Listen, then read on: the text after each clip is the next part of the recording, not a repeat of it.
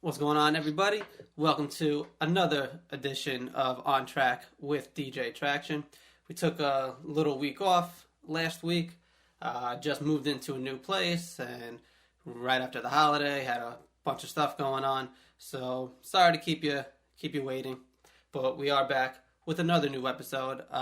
Mr. Foxy Jackson is still on his sabbatical, so I'm sure he'll be back at some point. So if you've been just tuning in for him and you've been real disappointed the last few weeks, I apologize. But we'll get him back at some point. Anyway, luckily I've been able to find guests to fill in that void, so it's not me just rambling on like an idiot. So today we do have Mihka, who is a dating coach, and I'm gonna let him kind of elaborate a little more on that. All right, so take it away. Hey, hello everybody. Hey Josh, thanks for having me on. Before I get into the dating coach thing, though, I did want to, if you don't mind, if it's not too public, reminisce a little bit about the parties in high school. Oh, we can do that. That is totally fine. I was actually, I forget to bring up shit all the time, because I was gonna be like, oh, I've known you for a long time. That's how you became the guest. Totally bypassed that. But yeah, go for it. Oh, I wrote down things to remember too, like because I just try to test my brain. I'm like, oh yeah, I remember that, and it's stupid because I fail every single time. There's no evidence of me ever, of my brain ever working the way I want it to, and I should be writing it down. I never do. Yeah, I got notes everywhere. But yeah, those I have to say, not that at the time I had much experience going to parties at like everywhere else, but I think I can fairly say that the parties that you DJ'd at my house were the best dry high school parties ever. Like, we didn't have any booze, but we had bands, and we had you DJing, we had people from all different cliques. It was a good time. Yeah, no, they definitely were. That was, yeah, man, I like reminiscing about that stuff, definitely. It's and it's awesome to, like, see, coming from that, and then people that are, like, obviously I'm still DJing and everything, that's what I do, but just to see everybody kind of, just find their way. You know what I'm saying? Some people trying, like Frankie K, for instance, trying to get him on the podcast. I've been doing a lot of work with him lately, actually. He's going to put out a mixtape for him for his clothing line. Oh, that's awesome. Yeah. But just a lot of other people. It's just great to see people from, like, such a small town, basically, go out there and just, kind of just, like, take the world and be like, all right, this is what I want to do, You'll find a way to do it. It seems like everybody who managed to, like, leave even for a short period of time is doing really well right now. Yeah. Like, even the ones that get back to the valley, that they're there and stuff. So that's encouraging. But yeah, so those were awesome. and my mom still loves you. Like, she's the one. She's actually the reason that I got in touch with you on Facebook, I think. All right. Because she mentioned you and was like, yeah, Josh, I still talk to Josh. And I was like, oh, Josh. Yeah, you know what? Because of her, actually, I DJ'd some of the what was it? The senior celebration for the high schools. Yeah, and I think it was 2012 and 2013.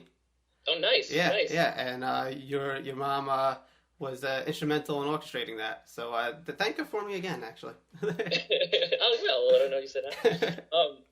Yeah, so since high school, so much. I was going to say, let's not say how long that's been since high school. Yeah. Well, enough time for me to, so I still play drum. I don't do anything with it, besides just playing my basement. I ended up going to school for philosophy, thinking I was going to be a lawyer, decided I'm not a big enough asshole for that, got into IT, and then ended up in sales. And when I got into sales, I started to see the parallels between, like, business and dating, like business, sales, selling yourself, dating, like starting to see all these sort of themes come together. And it was around that time that I finally took the recommendation that a friend had given me many years ago to read the book called The Game. And have you heard of The Game? I believe I have heard of it, but I'm not familiar with it, though. Okay, so The Game is written by Neil Strauss. He started off as like a rock reporter for The Times, I think, maybe even earlier than that. But he wrote the Janet Jameson autobiography, the Motley Crue autobiography. Breaking up a little. Then he comes out with The Game. What's that? You were breaking up a little there, but we got you. He did the Janet Jameson documentary, autobiography. And, so we did Janet Jameson, Motley Crue, Manson, and then he, because of his own personal life, he decides to do an expose on the underground world of pickup artists. So, and he called it The Game. Now, almost every guy I know that got into becoming a pickup artist got there by reading The Game. So I don't recommend you read The Game. I used to think like, oh, you definitely should, check this out so you can see, what that underground world that exists and sort of get insight into how these guys think. But now I say don't. Now I say if you have a problem with women that you think needs assistance, don't go down the PUA path, the pickup artist path. So here's where I want to draw an important distinction between being like a date coach and a pickup artist. Giving men dating advice is a huge multi-billion-dollar industry, right? And you've got people in that industry that range from, Tony Robbins to plenty of other finance, all this kind of stuff, billions of dollars. Now, the pickup artist industry is a small subset of that, and it makes a fraction of the money, but probably the majority of the noise, right? So, and when you look around and you see a lot of these things that are happening in the news, like Julian Blank, he was just kicked out of Australia and a couple other countries for the things that he teaches. There's companies out there that have been around for, over a decade that have been doing the same sort of things. And I find them all to teach very unhealthy mentalities about dating and women in general. They do seem to be teaching mentalities that promote misogyny and a battle between the sexes and an us versus them mentality when it comes to women and dating. And I think all of that is incredibly counterproductive, both personally and culturally. It seems that stuff you can find readily under the pickup artist banner, right? So that's why I say I am not a pickup artist, and I do not like to associate myself with that term. Unfortunately, as far as a marketing term goes, it does pull in the specific subset of people that you want to cater to, which is men that realize they need help in the dating world and are actively looking for a coach for some one-on-one stuff. So that being said, the website that I work for does still have the phrase PUA in the term, which I don't like. So that is a little confusing. But it is what it is, because a lot of these things were developed back when pickup artists didn't have such a negative connotation around them, right? So the guy that I work for, he's been in the business, he's been in the business since the late 90s, and at the time it was like, oh, that's exactly the term we want, and that has all the good connotations because that's where the work is being done. Now here we are in 2014, and if you walk up to someone and say, I'm a pickup artist, there's a good chance they're going to assume that you're a complete douchebag, and there's a fairly decent chance they'll be right. So that being said, I work for a guy named Sasha Daygame, and if you type in sashadaygame.com, you'll be redirected to his website, which is also sashapua.com, and there you can find the pricing, boot camps, dates, and stuff like that. So I'll probably replug this, but right now the only thing that I'm confirmed for is a 2-day boot camp in Miami in January. So if anybody hears this and at the end of it they like what I have to say, they're like, "Oh, he doesn't seem like a douchebag. Maybe he can help me." There you go. So I'll be in New York City, Boston, Miami, Montreal, Toronto. Like any of those cities is where I'll be coaching out of. So that intro being said, what do you got for me for questions? Well, first I was going to go out on a limb and say that Daygame is not his real name. No, it's actually pronounced Dagami. No. I always say you could be Japanese and that could be your name. No, it's day game is his specialty. So there's day game and night game. Really, there's either only one game or there's no game. I'll elaborate on that later. But yeah, his specialty was day games, so that's how he carved out his niche. And do you think that actually helps in dispelling maybe some of the negative connotations of a pickup artist? Because you would tend to equate it more with, like, you know, at a bar, at a club, where it can seem a little, you know, maybe a little more grimy or so. But if it's just out during the day in the sunlight outside at a Starbucks or something, it kind of legitimizes it a little more. Yes. Couple things on that. So you've seen those videos like woman walks around New York and gets catcalled and stuff like that. We are obviously not teaching that. We are not teaching you how to cowardly catcall a woman and protect your ego and all that kind of stuff. Because really, catcalling people is basically like shouting out, "I'm not secure enough in myself to treat you like a person. So I'm going to do something that has a very low probability of success, and that way I can protect my ego." I was at a comedy show with one of our past guests last night. Steve Martin runs a weekly open mic and everything, and one of the comedians mentioned that video, and it was actually pretty funny. He was like, I don't understand the catcalling thing, because if it works, like, you don't actually want to hook up with that chick. Right, exactly. Like, if that shit actually, if that is what got her attention, you were like, "Yo, beauty, what's up with that ass?" And she was like, "Want to find out?" and walked away with you. That's whore. You don't want that. You're catching something just by talking to her, probably. Well, you know what? I'm going to say yes and no on that too. You're yes, because catcalling is oftentimes rude and inappropriate. So if she responds to being treated poorly, then it means she most likely has low self-esteem, and the drama that's going to come from that is going to be more immediate and damaging than whatever STD you might be worried about catching. But on the other hand, what I do teach is the concept of green zone girls. And green zone girls will go home with you very quickly. That's the whole point. Green zone means that you two are so compatible and feel so comfortable with one another that you just naturally end up in bed together. And those are the women that you are probably going to have the most fulfilling and compatible relationships with. The unfortunate part of teaching that theory, is that I tend to have to deprogram a little bit of sexism and misogyny and fear out of men. All of this stuff. Oh yeah, this is one thing I wrote down to say. Everything I'm saying to you is not original thought. Okay, I did not come up with this.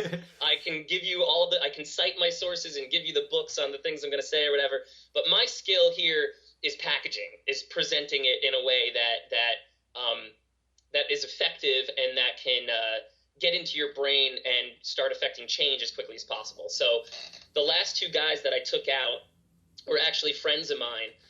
One of them was even an Eskimo brother of mine.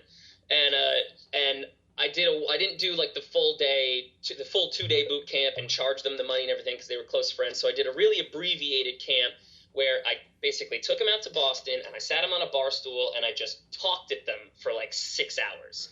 And I said, if you believe everything I tell you 100%, you'll change your life today. The only problem is, believing me, it takes some time. Like, you're going to hear what I have to say, you're going to be like, that's bullshit, and then you're going to have to go out and test it and try it and have it succeed for you a few times, and then you believe me, and then all of a sudden you start, that's when your quote-unquote results increase dramatically at that point. But if everyone could imagine we live in some world where people only speak the truth and believe the next things that I'm going to say, it would make the world a much happier place. And those things are, women love sex, they love it more than men, they want it more than men, and to fault them for acting like a man in their pursuit of sex is to shoot yourself in the foot, like really, really badly. To assign any sort of moral judgment on somebody or character judgment based on their sexual activity is wrong and backward and doesn't match to reality. Some of the most promiscuous women that I've met, and I've met a few, are also the most generous, nice, giving of their time. they just have a strong novelty drive. So they fuck a bunch of different guys. But in the meantime, they're like at the soup kitchen or whatever. So, and who are you to say that just because someone's getting laid more than you, they're a bad person? You would do the same thing if you had the chance. So that's the most hypocritical thing that I find when I hear pickup artists calling women sluts. It's like, dude, you want But them. Isn't that what? Yeah, it's like, isn't that going to just help your odds of this working? Yes, indeed. So like, I actually like. There's a guy named Johnny Saporno, and his philosophy is you should emancipate women, and by that it means you should make them feel unjudged and free to make their own decisions. And if you're the type of guy that gives them that vibe, you are the most attractive man in their life, regardless of what you look like. All right. Now, before you definitely mentioned about long-lasting relationships. So, like the techniques and everything, I think also the pickup artist term is definitely associated maybe negatively with like one-night stands and just picking someone up for the night, again, at a bar or a club or something like that. And then, all right, on to the next one, next Friday night or Thursday night or whatever. I guess maybe either your philosophy or end goal when teaching people, is it for like a lasting relationship, or if we're okay with people, just exploring their sexuality how they want and no judgments being passed, then is it up to that person to, hey, make with it what you want? If you're looking to just get laid every other night by someone different, all right, my blessings to you. Or if you're looking for a deeper emotional connection and a long-lasting relationship, is it more tailored for one or the other, or could you use it for both? So you can definitely use it for both. And when I teach people, I ask them, I'm actually about to write an article about this, a blog post about this. I ask them, why are you doing this? What is your end goal? And a lot of times people need to be coached on their end goals as well, because they say something like, I want to get laid. Okay, well, sure, but to what end? Do you think that getting laid to 5 times a week or however many times a week by however many different girls, do you think that's your true path to happiness? A lot of guys don't think that far ahead. They're like, well, I'm not getting laid now, so once I start getting laid, then I'll be happy. What tends to happen with those guys who take pickup to an extreme, to an unhealthy extreme, and they get good enough where they can go out every night and reliably get laid every night, those are some of the most miserable people I've met. The sex does not make them happy. They are driven to do that, usually for an unhealthy reason. So like I said before, this might sound like a contradiction. I'm not speaking out against promiscuity, and I'm not saying that just because you're promiscuous means that you have something wrong with you. But I am going to say that if you have an unhealthy obsession with anything, whether it's getting laid all the time or even Brazilian jiu-jitsu, then there's probably some negative internal thing that you need to at least recognize or acknowledge. With men that get into pickup and take it too far, it's validation. It's validation-seeking behavior, and they're not even seeking the validation for the most part. They're not even seeking it from the women. Getting laid that frequently is so they can go back to their other pickup buddies and say that they get laid that frequently, because they're like, well, I need this identity in order to feel better about myself. So I try to nip that in the bud when I meet people and say, okay, you want to get laid? Well, how much do you want to get laid? And by who do you want to get laid? And at the end of that, do you think you're going to be happy? Do you think can you visualize yourself feeling happy if this is what you get? Or are you actually looking for a more meaningful relationship? Are you looking for casual relationships where you can feel comfortable? Like, let's take this a step further. So I try to tailor it for everybody's individual goal, regardless of what it is. As long as it's not solely shallow, because if it's completely shallow, I say just get a prostitute, man. like take the cost of a prostitute. You could probably get 10 prostitutes for the cost of one boot camp. Yeah. So, and I bet that if you just bought 10 prostitutes back to back in a row, that at the end of that, you'd feel pretty damn sexually confident, and you probably wouldn't need to get prostitutes again after that. So if really what you're looking for is just a shallow sexual experience, there's already a system in place for that. But if you're looking to develop real, authentic, genuine connections with people, even if it's just one night only, well, then you can come to me. Then I can start telling you about how to actually connect with people. What pickup for me is learning how to screen out a bunch of people that aren't compatible, learning where to notice opportunities that were already there, and learning how to shorten the time and get more efficient between the initial meeting and having her trust me and feeling a connection to me, and me to her as well. All right. What I remember a few years ago they actually had a show. They had like the pickup artist show. I think it was VH1. Mm-hmm. And ironically enough, it was more like, it was definitely not about like, hey, hook up with 3 girls tonight or something like that. I remember it being pretty much like kind of in line with what you're saying. Like it wasn't all about like dubious like behavior to try to like trick women into bed with you and stuff. Yeah.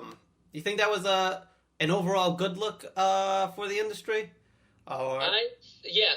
So at the time, excuse me, I think I got into the scene when a little bit after the second season finished airing.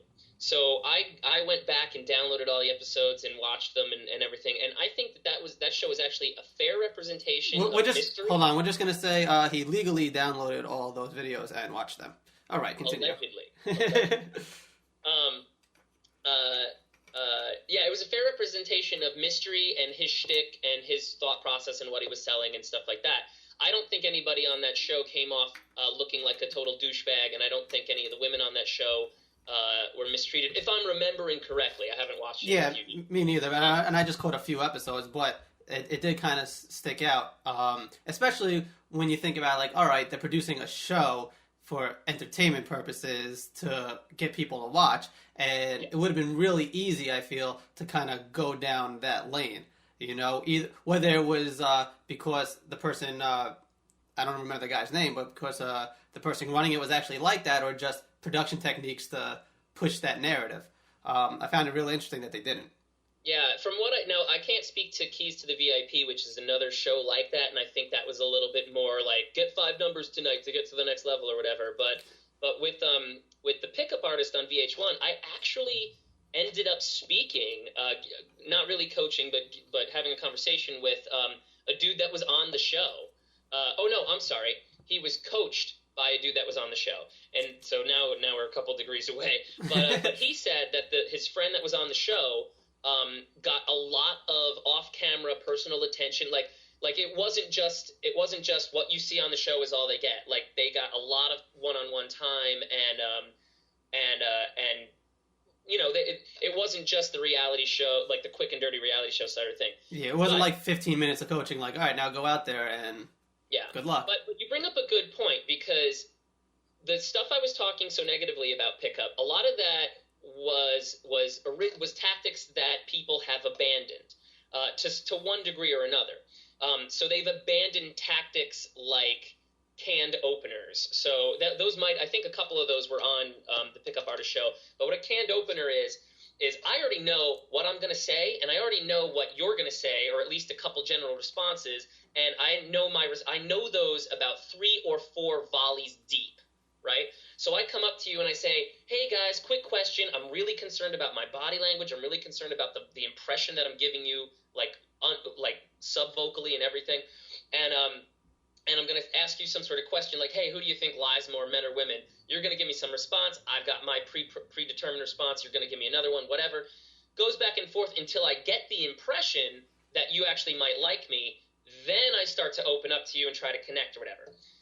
Now, the problem with that is, number one, it's disingenuous right off the bat. Now, of course, you're going to eventually tell her that you like her and you had ulterior motives, because otherwise you wouldn't be able to sleep with her. But if that was your goal all along, I say just say it up front.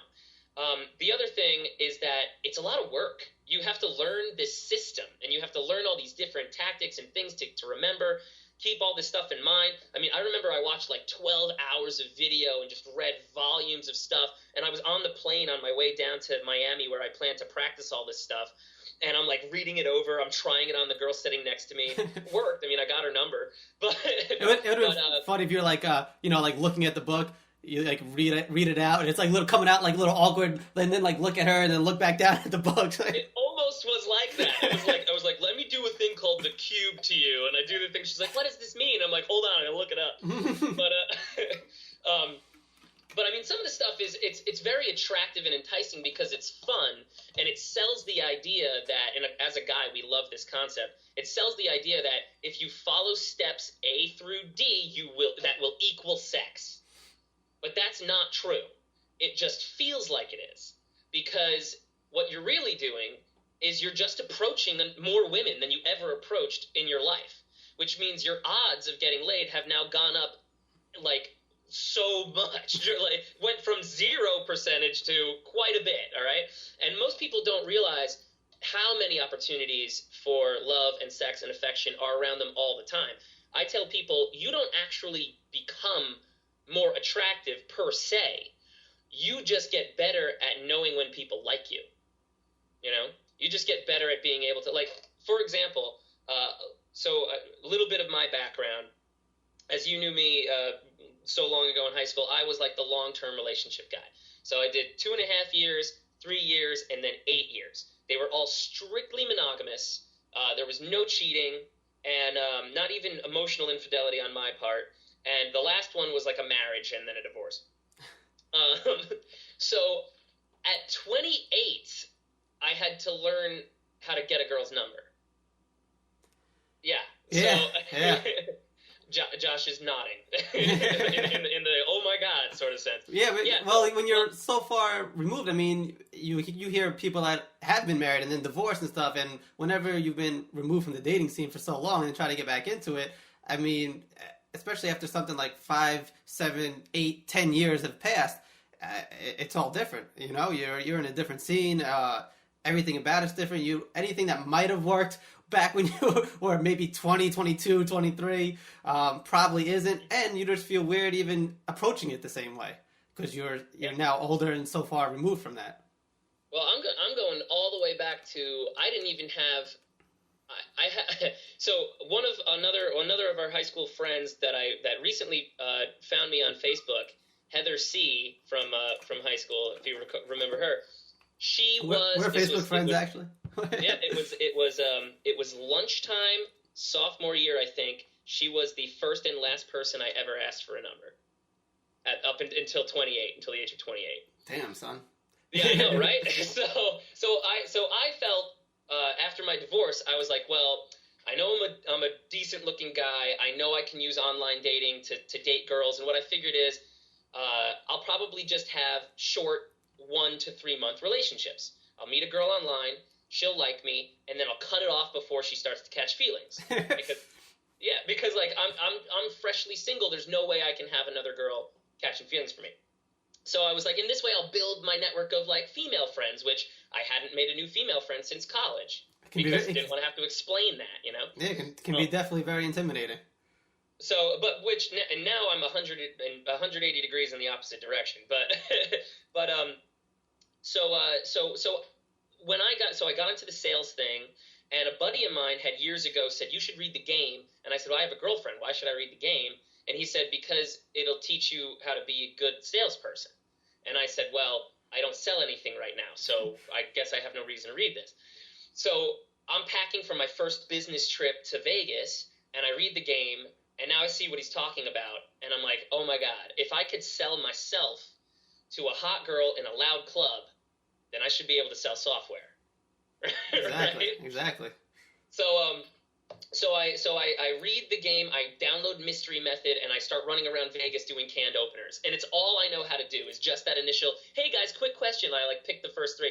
And I even had a girl, smoking hot girl, respond really positive to me. In retrospect, she's what I'll get into as a green zone girl. Nothing I could have said to her would have blown me out. Like she just liked me for me. but I didn't know the next step in the process, so I just bailed. I like walked up to her. She was wearing a very unique dress. This is a canned opener. Anybody who's familiar with pickup is probably groaning when I say this. I walk up to her and I go, I saw that exact dress on another girl in the last club. And she goes, what? No, it's also a bit of a neg, right? It's like a backhanded compliment. She's like, what are you talking about? I made this dress myself, whatever. And I'm like, well, then you must have a twin. And she's laughing, and she's like, oh, hey, what's your name and everything? But at that point, now this is my first positive I freeze up. You're like, I don't know my name. Have a good night. And I'm just like, because I didn't know, I just walk away. So, and that's the problem with the old school method, because if you forget a step in the process, you're like, oh my God, you know, you feel like you forgot how to ride a bike or something. Yeah, and it feels like it's not really you, and that's the problem with it. It's more you're trying to remember stuff that's supposed to work, and your actual personality and everything. Like there's nothing coming through. It's just, I mean, that's why it's called a canned. You know, that's why it's called a canned opener. Exactly. So, fortunately, I only spent a summer, a couple months doing that stuff, and then by November, I had joined a local. They're called lairs. Pickup lair. So every city has its own sort of online forum. If it's an independent forum, chances are you're going to find good guys there. If it's a forum run by one of the big companies, you're probably going to find a lot of negativity, but probably a lot of support still. Not gonna lie, that sounds creepy as shit. They're called lairs. They should have called it like the Hall of Justice or something, but like something a little more positive. When these guys first started coming up with terms, what you have to remember is that most of it was really socially awkward but very analytical, nerdy people. So to sit there and say, hey, you can learn this system similar to learning programming and then get a result at the end of it, that enticed a lot of people. And these are also, you know, D&D players, role-playing guys. So like, yeah, we're going to have a lair, and we're going to have these cool sounding names for these things. But they only sound cool to, like, bros clubs. And then once you start talking to a girl and you're like, oh, where'd you meet this giant group of friends? Oh, we're all part of a lair. And yeah, get in my van. It says free candy on the side. Yeah, I can see that not being the best closer. Yeah. So now it's kind of like it's like swinging now. When you meet somebody in the swing scene, you're like, how do you guys know each other? Friends of friends. So it's like, oh, how do you guys know each other? We met online in a men's self-improvement group. That's what it is. That's a good spin on it. Definitely. It is. Definitely. It is. Well, here's the thing. I tell people, if you have an issue with women, don't research pickup artists. Research men's dating advice. Right? There's a distinction, and I think the distinction is important because when you go through the pickup artists, there's a lot of good information too. Like even the company that I won't mention, but that I dislike the most because I think they screw over their customers more than anyone else. Even they put out lots of great content. However, they always muddy the waters with sort of manipulative implications or bastardized excerpts from Eastern religions. I mean, as a philosophy major, I can hear what they're biting, and they're twisting the message. They're like, oh, we want you to be Zen. We want you to be this. But you can't be Zen for the purposes of getting laid. That's that's not how it works, you know? So I feel like there's more straightforward coaches out there. There's more straightforward information out there. And yes, I'm totally self-serving and biased in this because I consider myself to be one of them. But I think that just like if you look into personal fitness, nutrition coaching, you're going to find a lot of bullshitters, a lot of pseudoscience, and a lot of people that are just kind of creepy. And then you're going to find some other people that they're often giving you a much simpler solution. They're often giving you something that doesn't require multiple appointments, and they're like they just feel more genuine. And I think if you did a comparison between Sasha Day Game and some of the other guys out there, you'd find that that's the case. Because our whole philosophy is, sure, it's going to be a $1,500 to $3,000 2-day boot camp, but it's a ton of content, a ton of individual instruction. We don't have more than one instructor per 2 students, so you're always getting a lot of personal attention. Then we also have like a 6-month support system afterward. You can email any of the coaches for free advice for 6 months after the boot camp, and an online forum on Facebook that I monitor and answer questions in. So, and our whole philosophy, we don't have many products. We have the boot camp, we have our coaching sessions, we have a couple of videos of a summit that we did. That's a lot of people giving like great advice, but that's it. And we only want to sell you one thing, pretty much. We want to sell you the boot camp, and then we only want to hear from you with your happy stories, because we feel that we do a good enough job that all you need is the one camp. You just need the one day. You don't need to buy multiple products. You don't need to buy multiple videos. You don't need to keep coming back. If we do our job right, one weekend is all it should take. Nice. Yeah, you do see that problem in a lot of things, and I was actually gonna compare it to health and fitness, because I did personal training and stuff, and I'm just real into health and nutrition anyway. And you see a lot of it. You kind of have to, with almost anything, if you're interested in it, you got to start digging around and then take the good and try to separate the bad and take it from different sources. That's what I noticed a lot with nutrition anyway. It's just, all right, this person, or say this documentary said something that stood out, seemed like it's worth exploring, and then you hear something in some other article that, it's unrelated to what you saw, but they're actually coming around to like the same type of conclusion, and then you see another source that might be something else that someone's talking about, where you're like, oh, okay, all these different sources are kind of coming to a common conclusion and everything, so that there might be something to it, Yeah. Usually if it's bullshit, you're going to see the bullshit kind of either coming from the same place a lot, or someone reciting something that came from that same place. It all comes back to one thing, and you're like, all right, there's something a little fishy there, maybe, Yeah. But the problem with that research, though, is that most people don't do it, because whether it's about losing weight, getting in shape, martial arts especially, or pickup, they feel like by the time they get around to saying, I'm going to pay a coach to fix this problem, they are very gung ho about just jumping in, right? So they're probably not doing a lot of comparative research. They probably only looked up 3 sources, and a lot of the time, and there's multiple camps, right? So you could get 3 to 5 different sources telling you all of that bad information, and it's not until you that's why I tell people, don't Google pickup artists, because you're going to find a bunch of people saying the same things. But what I can tell people to save them some time in this department is, if you look up the Direct Dating Summit.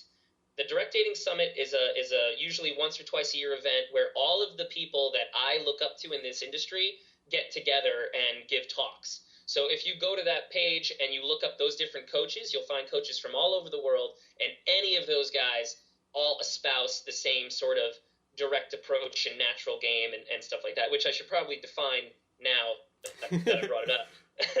So I've been saying all the things you shouldn't do. I'll give you guys my complete game strategy from start to finish. Just because people can't see you, he just took off his jacket, so it's about to get real in here. I'm just hot. I'm just warm. No, it's very simple. This is my entire game. This is what I do in so many words. Maybe I change a phrase here or there. With every woman that I approach, day game, nighttime, anywhere I am. Hi, you're really cute. Do you have a boyfriend? It's direct and to the point. I like, cut out the bullshit right away.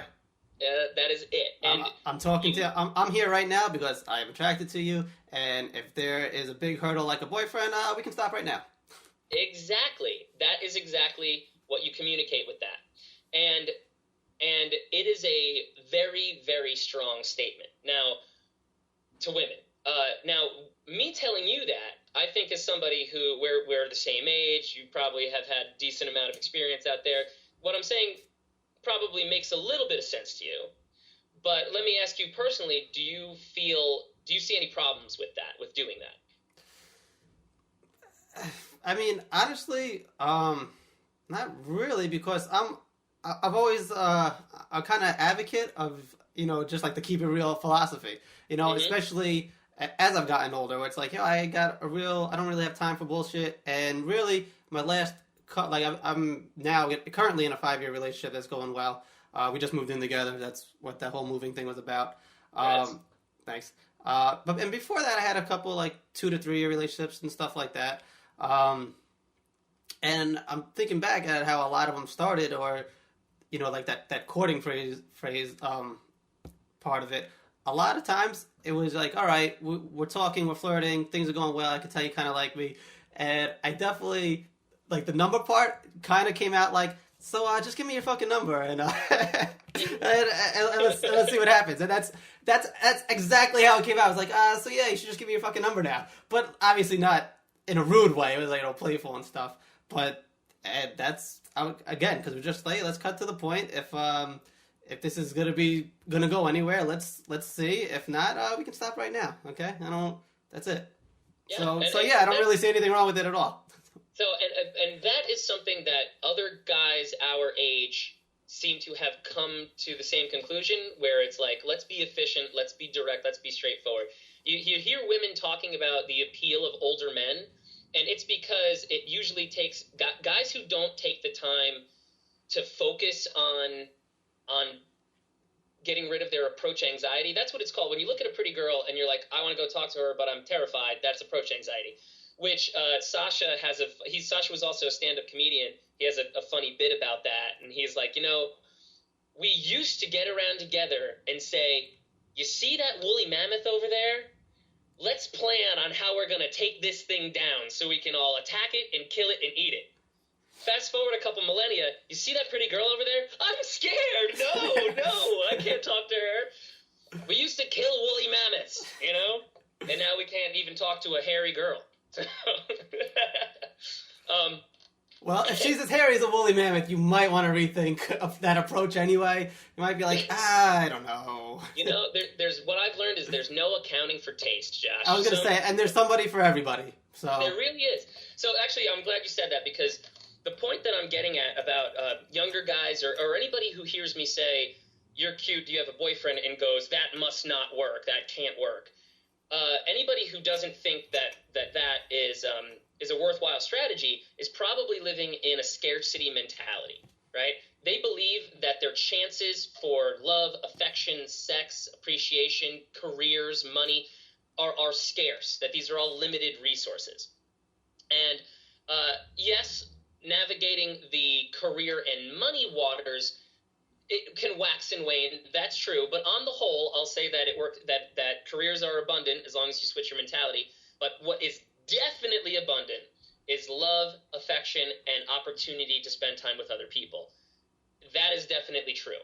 So if you switch your philosophy to thinking like you'll always get another chance, well, then you don't have to be afraid of being as direct and efficient and speaking your mind as much as possible. Yeah, it's not an end of the world fail if something goes wrong or it doesn't happen it's not a success.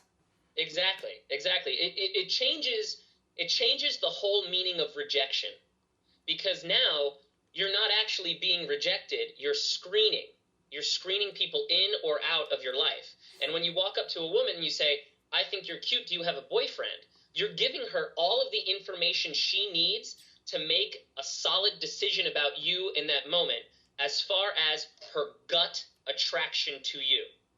Okay?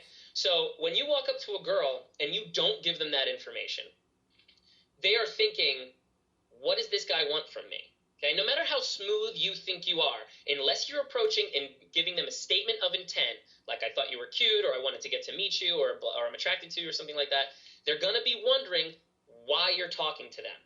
And the longer it takes for them to figure that out, the more creepy you are going to appear. Okay? So a lot of men have a problem being called creepy. Like the same way that women don't want to be called sluts by other women, men don't want to be called creepy by anybody. So, but here's the thing, is creepy is 100% contextual. So by that I mean, you could approach the exact same girl in the exact same bar at the exact same time on 2 different nights and get a completely different reaction from her, right? On Friday night, she could call you creepy. On Sunday night, she could go on an instant date with you.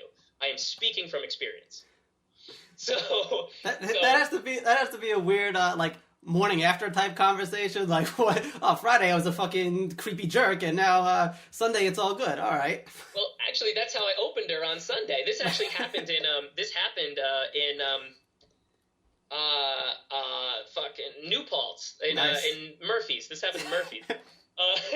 I walked up to this girl and I tried to dance with her 3 different times. Like I kept seeing her stare at me. So I go up to her and try to dance with her, and she would say no. So after the 3rd time, I was like, all right, I left it alone. Because I wasn't like chasing her around the bar. She would walk past me. I was more passive in my 2nd and 3rd attempts. But anyway, fast forward 2 days. Now they're not playing. It's not a club anymore. It's just a bar. So it's much more quiet. Everyone's hanging out. It's a Sunday. And she walks by me again. I go, hey, it's the girl who doesn't like dancing. And she looks at me. She's like, what? And I'm like, I hit on you like 3 times the other night. And she goes, oh, I'm sorry. I just have a rule where I don't dance with strangers. What's up? And then we start talking. So yeah, if I had walked away from that Friday night situation feeling rejected and feeling like she like her refusal to dance with me was actually a statement on my character, and even being like, oh, like I think people, especially guys, like when something like that happens, they dissect it to no end. So it's like, well, what the fuck's wrong with that bitch? She was looking at me every single time I glanced over. She's staring me down, giving me the fuck me eyes. I try to go make a move, and she's rejected me. And then they just and it just goes on in their own head, a whole thing which had nothing to do with what actually was happening. Right, and then a lot of times you put it on the girl, and you're like, well, why would she do? She's a cock tease, or she's an attention whore, or whatever. And when we start reading into other people's motivations is where we start making these judgments, and that's where the misogyny can start to creep up. And I'm not saying that if you call a woman a bitch or a slut or a whore or something like that you are necessarily a 100% misogynistic person. But you have made a misogynistic statement, and we live in a misogynistic society. So all of us, men and boys, have sort of been conditioned that it's okay to say certain things and behave certain ways, or at least that it's not as bad. And that, once we start to feel like our ego and pride is injured, that's when that shit bubbles up to the surface as a defense mechanism. And that's what I try to work with guys to get to not do. Can I ask what I guess like what the average age is you're seeing? Like, is it more like 27, 28, 29, 30, or like do you get a lot of people that are 21, 22, 23, and any younger maybe? There's actually the average age is probably college age to mid 30s, but I've also taught a surgeon who was already divorced and in his mid 50s. So people come out for a variety of reasons.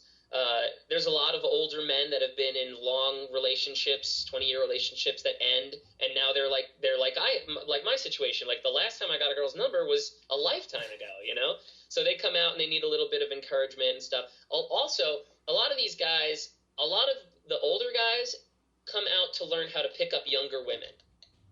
And really, it's not super difficult for older guys to pull women that are, 10, 15, 20 years younger than them, if they have a couple things going for them, mainly just seeming like a man, like who that has his shit together.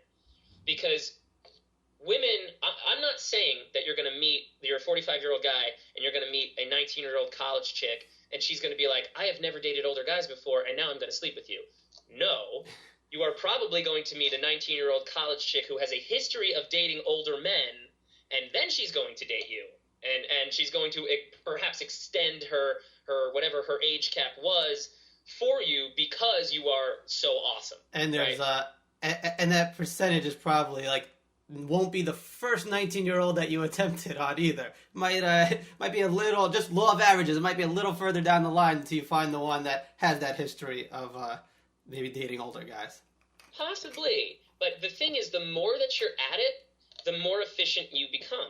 So when I first started doing this, and this actually ties back to a question you asked earlier about is pickup for long-term or short-term relationships. So I think after having done the thing, so I did the I'm going to get married in as few attempts as possible. I'm going to have the longest relationships that I can have, and I'm going to keep them lasting. I'm going to work hard, and I'm going to make sure they work, and I'm never going to give up, and I'm going to do like the traditional sort of Catholic moral route, right? Old school thing. Yeah, okay, well, that's nice because it gives you all of this long-term relationship experience. I am exceptionally good at being a boyfriend. After my divorce, I really felt like I could see the matrix, quote unquote. Like with each girl that I dated after my divorce, I knew precisely how long the relationship would last max. Right? Sounds weird, but like I dated one girl and I was like, this will be a year. I dated another girl in like 3 months. I dated another girl in 6 months. Like I already knew how long it would take for us to have incompatibility issues. And the woman that I've been with now for years was the only one where the future was a question mark. I dated her and I could not see a cap to it, so I stuck with her. But yeah, so there's a benefit to having back-to-back long-term relationships. But what I found out in my time after my divorce being single and dating is that dating people, like getting experience, just having those short-term flings or even individual dates, even like a string of one-day dates that go nowhere, is so much useful information. It's necessary.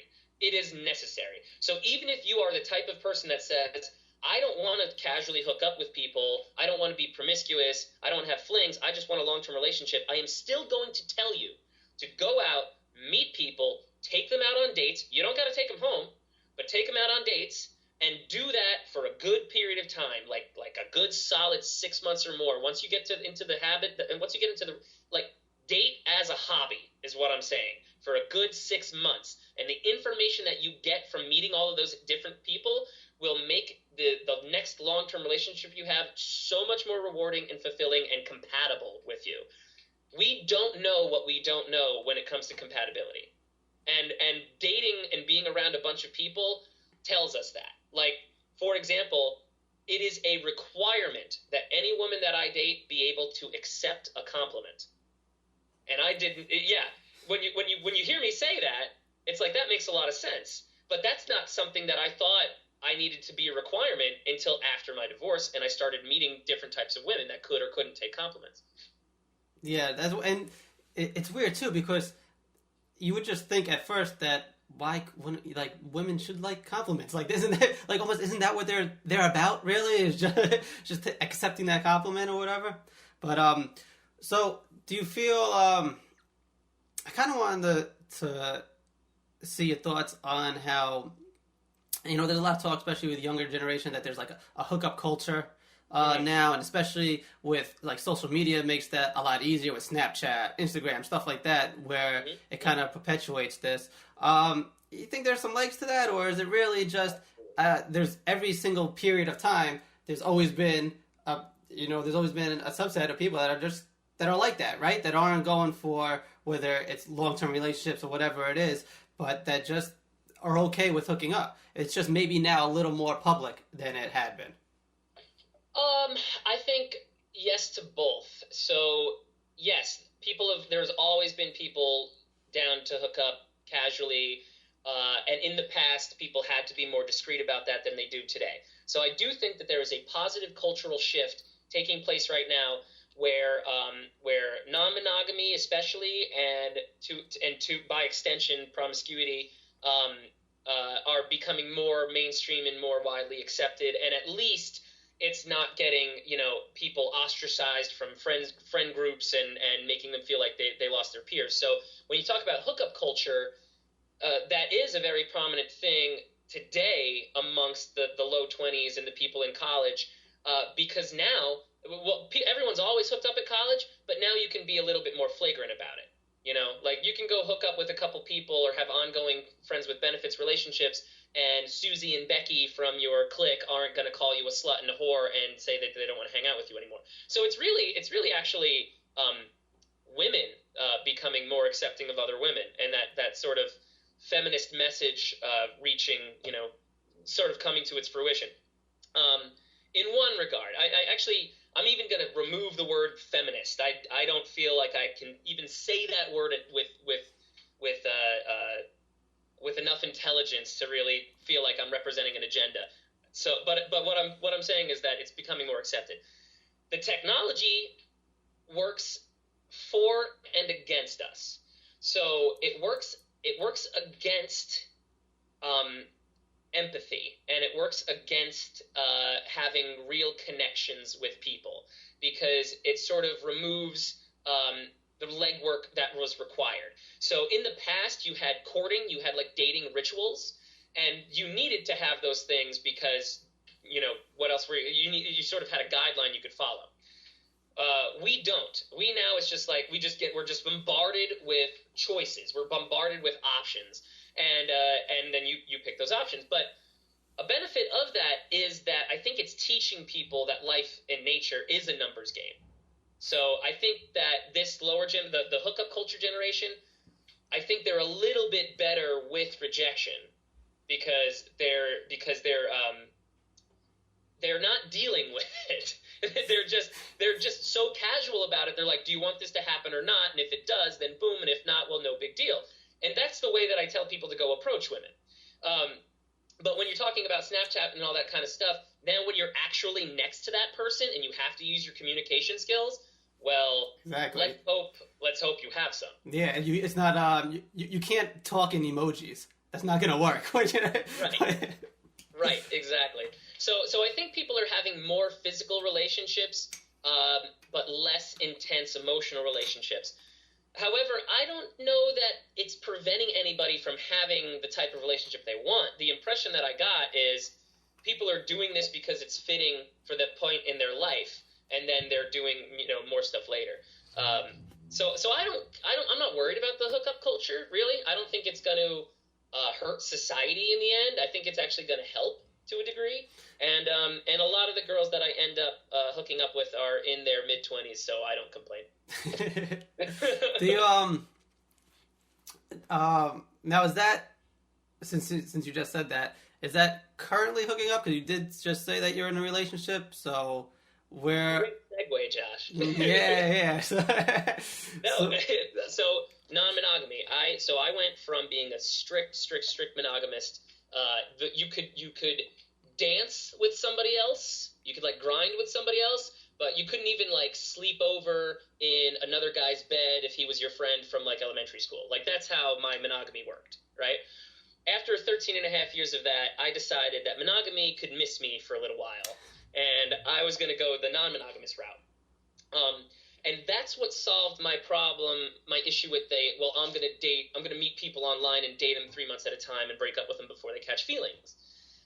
What non-monogamy allowed me to do is have a relationship that I did fall in love with, did go very deeply emotionally with, and who could stay with me while I was experimenting with pickup and dating and meeting all these people and all that other kind of stuff. And it has got to be the number one greatest decision I ever made in my life. Now, is that something, since we were talking about, like, hey, you're cute, do you have a boyfriend, just being upfront and honest at first, with your current girlfriend, is that something that was, like, put out there in the beginning? Absolutely. Yeah. Absolutely. Yeah, so I am all about, I read this phrase from off some website a long, long time ago, and it stuck with me. It says, lay all your cards on the table before you play the game. So what I was doing at the time with online dating is my ex-wife put a lot of limiting beliefs in my head, right? She said, Mike, you're never going to find a girl that appreciates you doing jiu-jitsu as much as you do, that wants to have sex as much as you do, and that enjoys smoking weed. Right? I'm seeing a look on your face. Yeah, because you know what I say? Look on your face. Well, it's just because whenever anybody says anything like that, whether it's it doesn't even have to be just like trying to find someone like relationship wise, but whatever it is, nobody takes into account that there are billions of people in the world, and just law of averages. Yeah, you're gonna find someone else who's probably into a lot of the same shit that you are. Exactly. Everybody just seems to like gloss over that fact. Yeah, even with podcasting, I'm a huge Kevin Smith fan. I'm actually on one of the DVDs. Nice. And he, when he was talking about Tusk and how people were saying, well, it was a flop and it wasn't a success or whatever, he was saying, of course it was a success. You're just defining it differently. But in that rant, he was saying, look at podcasting. We have a niche culture now. If you're into something, chances are there are probably thousands of other people that are into it. Chances are there's probably enough people that are into it and into you that you could make a living, that people could support you as long as you are niche enough. Well, I'm a very niche personality, I think. I don't get along well. I get along well with most people. As long as you treat me nice, I'm going to get along with you. But the people that are my friends are really close friends, right? And other people that are not my friends but are still forced to share my presence, they are vocal about disliking me. So the point is, if you go out trying to please everyone, you end up pleasing nobody. Exactly. You can't be everything to everyone either. Right. But I really believed my ex-wife, and I was under this impression, again, a very unhealthy and misogynistic impression. I was under this impression that women that were reliable and trustworthy, like my wife, would over time become boring. The sex would die out of the relationship. You'd just get tired of one another, and I would end up with the relationship that I saw so many of the adults have when we were kids, the kind of relationship that comedians just shit on and everything, and I was determined to not have that for myself. But I was like, so there's either that type of girl, or there's the fun, crazy type of girl who you can't trust. Yeah. Right? So I thought to myself, well, I should stay in this marriage, because if I leave it and I meet another awesome girl, 8 years from now, I'm going to be in the same boat. I hope your listeners are screaming at me for my ignorance right now, because that was just the stupidest thing. I mean, immediately. So what I'm saying about putting the cards out, I get online, I get on OkCupid, and for every girl that likes me, that agrees to meet up with me for a date, I freak them out instantly, because I say, can I call you? And asking a girl if you can call them these days is like a red flag, apparently. But I call them and I'd be like, hey, here's the scoop. I train jiu-jitsu all the time. I allegedly smoke weed, and I still live with my ex-wife, but she's moving out soon, right? So I said, if you got a problem with any of those, we probably shouldn't meet up, and I don't want to waste your time. Every single girl was like, oh, no, it's fine. Thank you for telling me, and it wasn't a problem. So that was really encouraging. I was like, oh, well, I can be honest, and it's not a problem. And then I started being honest about more and more and more things in the first date. So my first date topics include non-monogamy, various crazy sex stories, drug conversations, histories of like exes and stuff, like all the shit that people say you're not supposed to bring up on your first date. That's like the first hour. Now, I have to ask. I got to know how this conversation went though with the one that does have the girlfriend tag to her name. Like, how did that conversation go? Where it's like, hey, especially when it's to the point where like, well, you have that first I love yous maybe, and it's like, so I love you. It's a good chance I'm gonna have sex with some other chicks. So yeah, I just gotta tell you that you're gonna be cool with this. Like, how does that conversation go? Pretty much like that.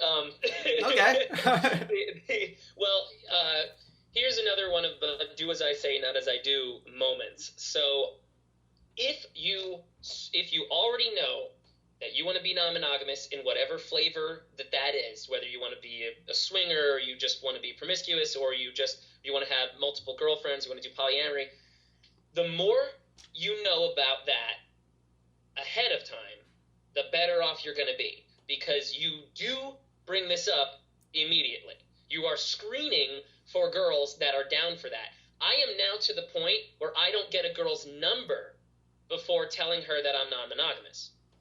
So I go up to a girl and I go, you're cute. Do you have a boyfriend? She says no. We hit it off. I'm like, great. Then I go, oh, sweet. So can I get your number? She's like, sure. Here's your number. And I go, well, you know what?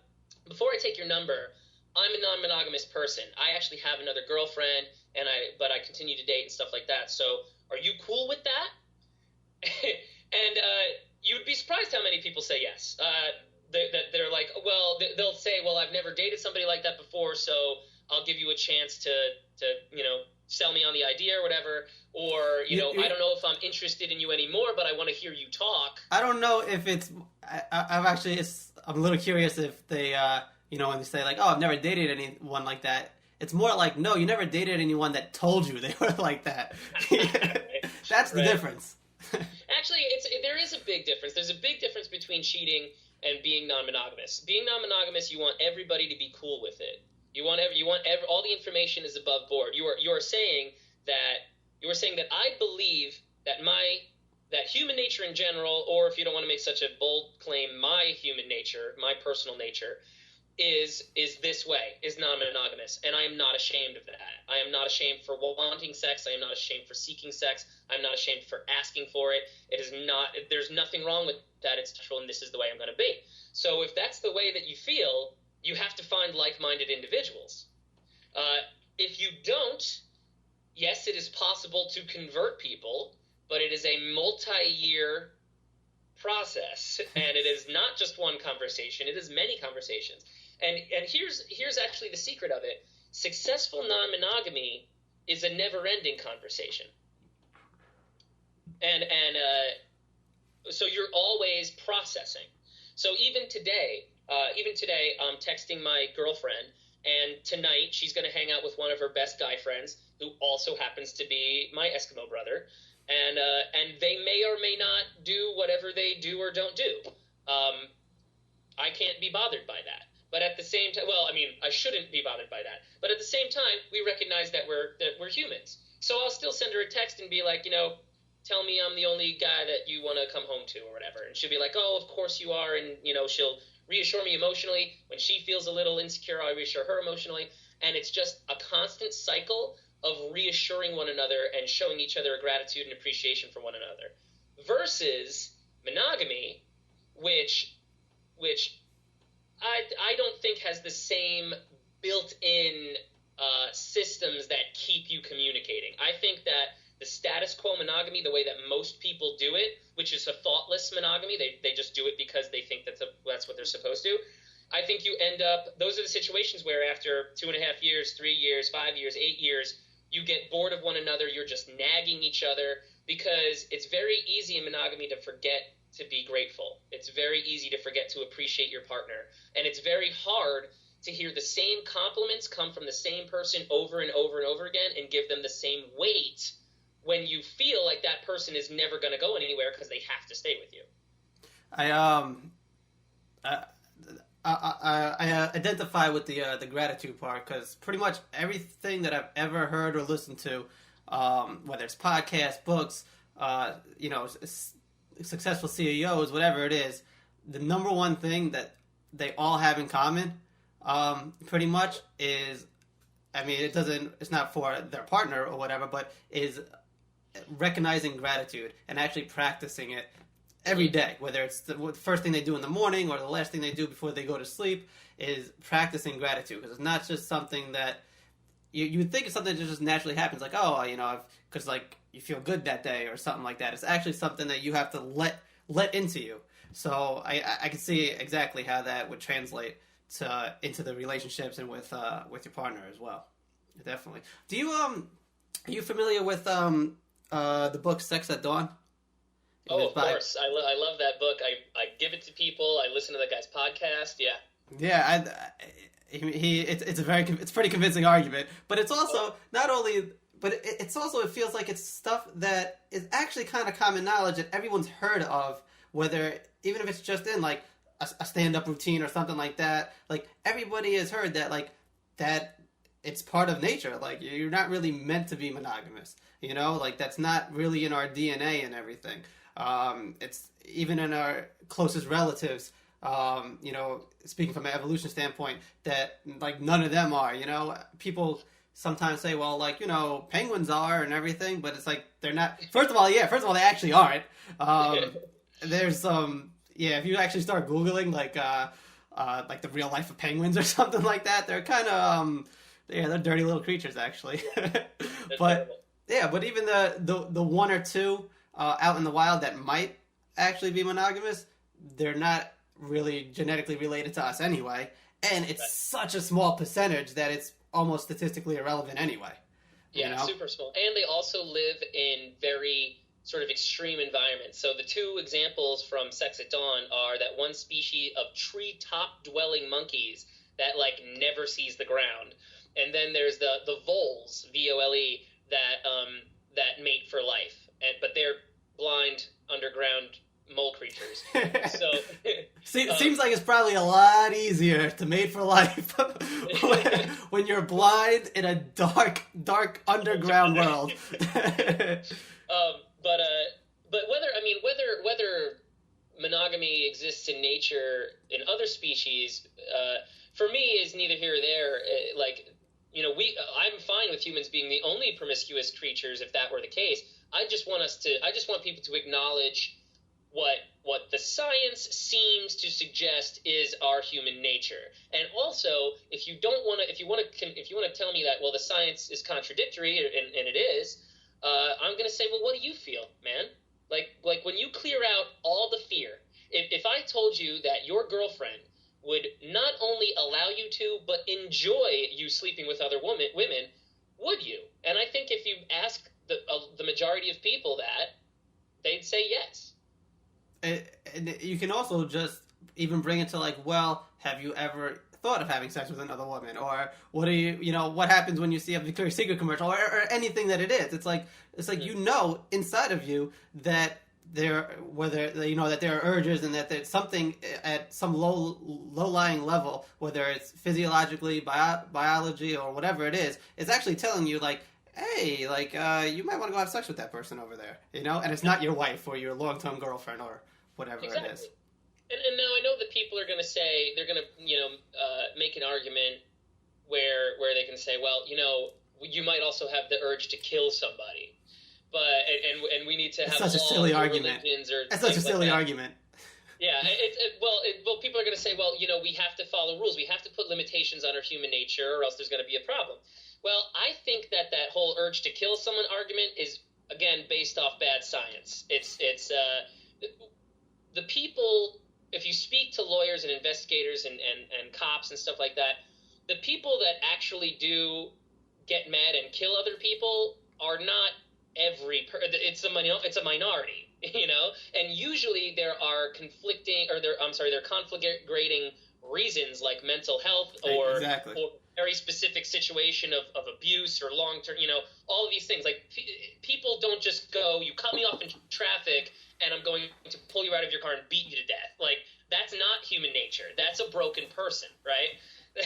So there's so many times where you bring yourself up to actually pulling the trigger on something is a big deal. You can say, oh, I want to beat the shit out of that guy, but until you throw a punch, it's a fantasy. It doesn't matter, But it's very easy to see and how many people can sit there and be like, well, I get into fights all the time, so I'm definitely one of those people that needs to follow the laws. That's a minority of people. But there's plenty of people that go, well, I have sex. I know how to do that. I know how to have that all the time. I know how to do that without injuring people. I know how to do that safely. And so I think regardless of your side of the argument there, sex, we'll go with the mantra from another great book called The Ethical Slut. I'm gonna have to look that one up. Just on title alone, I'm gonna have to look that one up. They go, sex is good and pleasure is good for you, or something like that. Sex feels good and pleasure is good for you. So it's inherently good, just like looking at art and stuff. So, damn, I actually had something in my head, but then I went to go type in ethical slut, so I'd have it, saved in the background, and then I kind of forgot but lost my train of thought on that. Well, we were talking about non-monogamy. The conversation. Yeah, let me answer your specific question about the conversation. So, when I met my current partner, and then also when I met my non-primary partner. So I actually did 2 years of a polyamorous relationship where I had 2 girlfriends. And now I'm back to having the one. But when I met them, I said, when I met the first one, I said, look, I just separated from my wife. It's not, the divorce isn't even official yet, but it will be. I'm new to dating. I can tell that you really like me, but I gotta say, I am not interested in being anybody's boyfriend for a while. Like, probably, I said you shouldn't hold your breath, but probably at least as long as 2 years. I cannot be your boyfriend. I cannot have a title. You're welcome to date me as long as you feel comfortable with this. But I said also, she's also a lot younger than me. I said, I also don't want to this was a little mean. I said, but I was really trying to be, because of the age difference, I wanted to be as clear and direct as possible. And I think they're saying something like, it might come off mean, but to a certain extent, if you're being 100% honest and everything, how mean is it really? You know? Right. I mean, I'm just trying to save time. And yes, you practice your pitch. The way that there are better or worse ways of saying things, there are smoother or ruder ways of making a point. And at this point, I mean, I could tell you that I'm going to fuck 5 different girls in the next month and still make you feel good about yourself. So, I mean, that's 4 years into it, but, But anyway, at the beginning, so I didn't have the same amount of tact, and I was like, look, I'm this age, you're that age, and you have a whole bunch of growing to do that I don't want to be here for. I'd rather, she was like, what are you talking about? And I'm like, well, I believe that a woman is at least 4 different people in her 20s, There's like the college chick, there's the post-college chick, there's the quarter-life crisis chick, and then there's the, oh my God, I'm almost 30 chick, and there might be even more in between there. Like, there's a lot of, whereas men, I feel like we spend too many years, like, stagnant. Like, we spend a big chunk of time just partying and drinking and not thinking about our careers, and then, like, we wake up and go, oh, crap, I got to fix all this. So I was like, yeah, there's just so much, there's going to be so much. So I said all these things at the beginning, and she said, well, look, I like you, and I'm going to stick around. So after the 4th conversation in which I tried to convince her that I was bad for her. And how, like, timeline, how far deep was that now, this 4th conversation? This is, like, probably a month and a half into it. She's like, shut up. She said, we're not going over this again. I'm a big girl, and you need to shut up.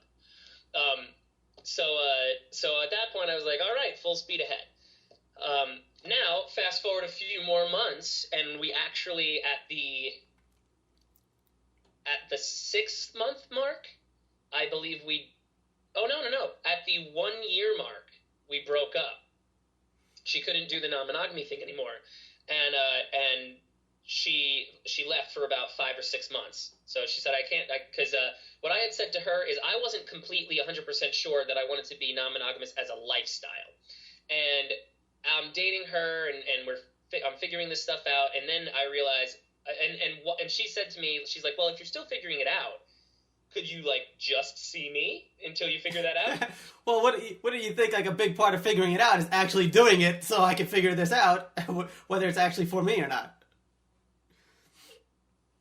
Right, exactly. But at the time, I was, like, trying to show her how much I cared about her, too, and I wanted to compromise, so I said, well, you know what? I'm going to make a decision. I'm probably going to make a decision in a short amount of time. So for the next couple weeks while I'm making that decision, I won't go out with anybody or whatever. So she was happy to hear that. But then a couple weeks went by and I came back and I was like, yeah, so the decision is I'm non-monogamous.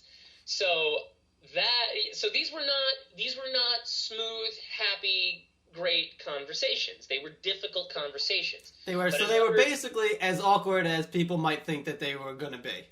Exactly. But the thing is that if you want a successful relationship, you have to have the difficult conversations. I totally agree. You can't be afraid of telling your partner anything. I mean, maybe you don't want the type of relationship that's like super intimate where your partner knows you 100%. But for me, my biggest goal in life is to have another person know me better than myself, to sort of, you can't clone yourself, but you can have someone that knows you so intimately that they can either get your back in a situation like, no, Mike would never do something like that, or they can predict your behavior like, yeah, he would. Now, I'm not saying I want somebody to read my mind. I just want them to know me. So that being said, sometimes you're going to say some shit to people that another person isn't going to like.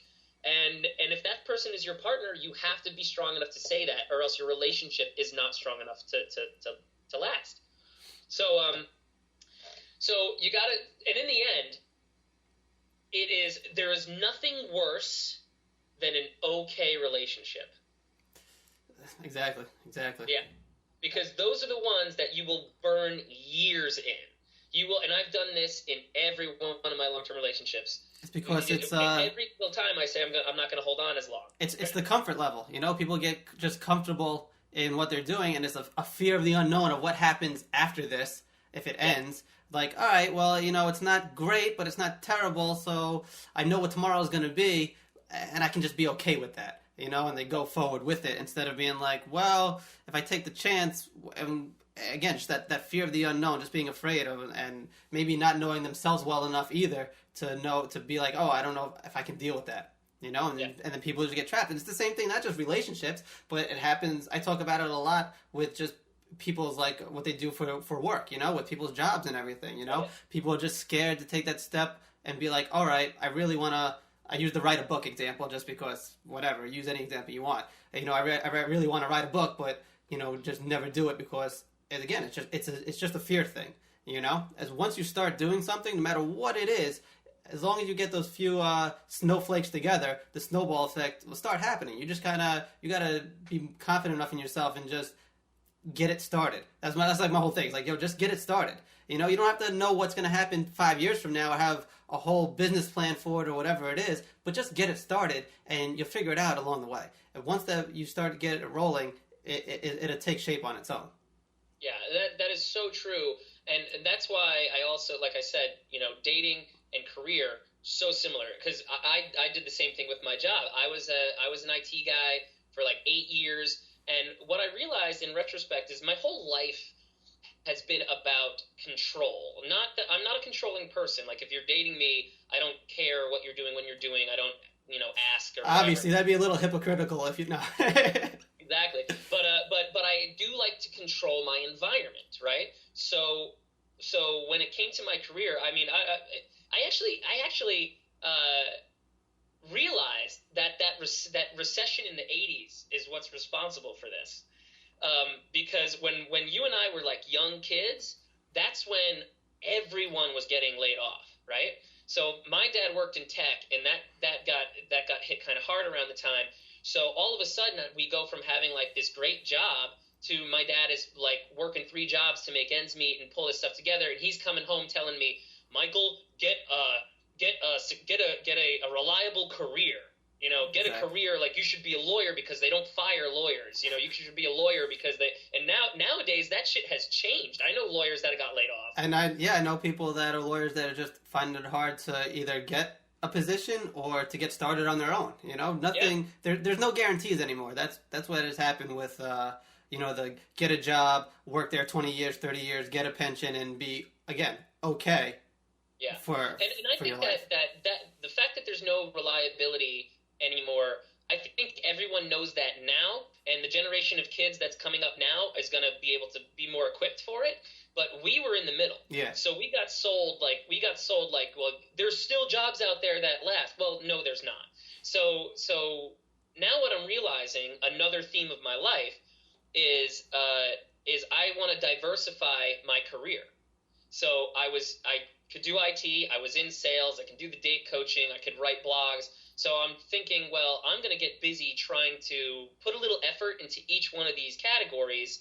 So hopefully they all grow over time. And then maybe a few years from now, I'll be in a position where I could get laid off or I could get fired. And my other revenue streams could make up the difference in the meantime. So, you know, and I think that that's what a lot of people, especially podcasters, are doing today. You see podcasters that are also DJs or comedians or actors, and they're sort of, you know, they just have really good personalities that people are attracted to. And if I do say so myself, so do I. So I just don't want to be. I don't necessarily need to be as public, but yeah. And then confronting all the fear that is required that just stops you from doing that. So I look at pickup as a catalyst for life, because with men, I don't know if this works the same with women, but with men, if you can get them to confront one of their biggest fears, which is approaching women, or sex or sexuality, if you can get them good at confronting that fear to the point where they continue to take right action instead of being stagnant, well, the rest of that theme catches like wildfire through their lives.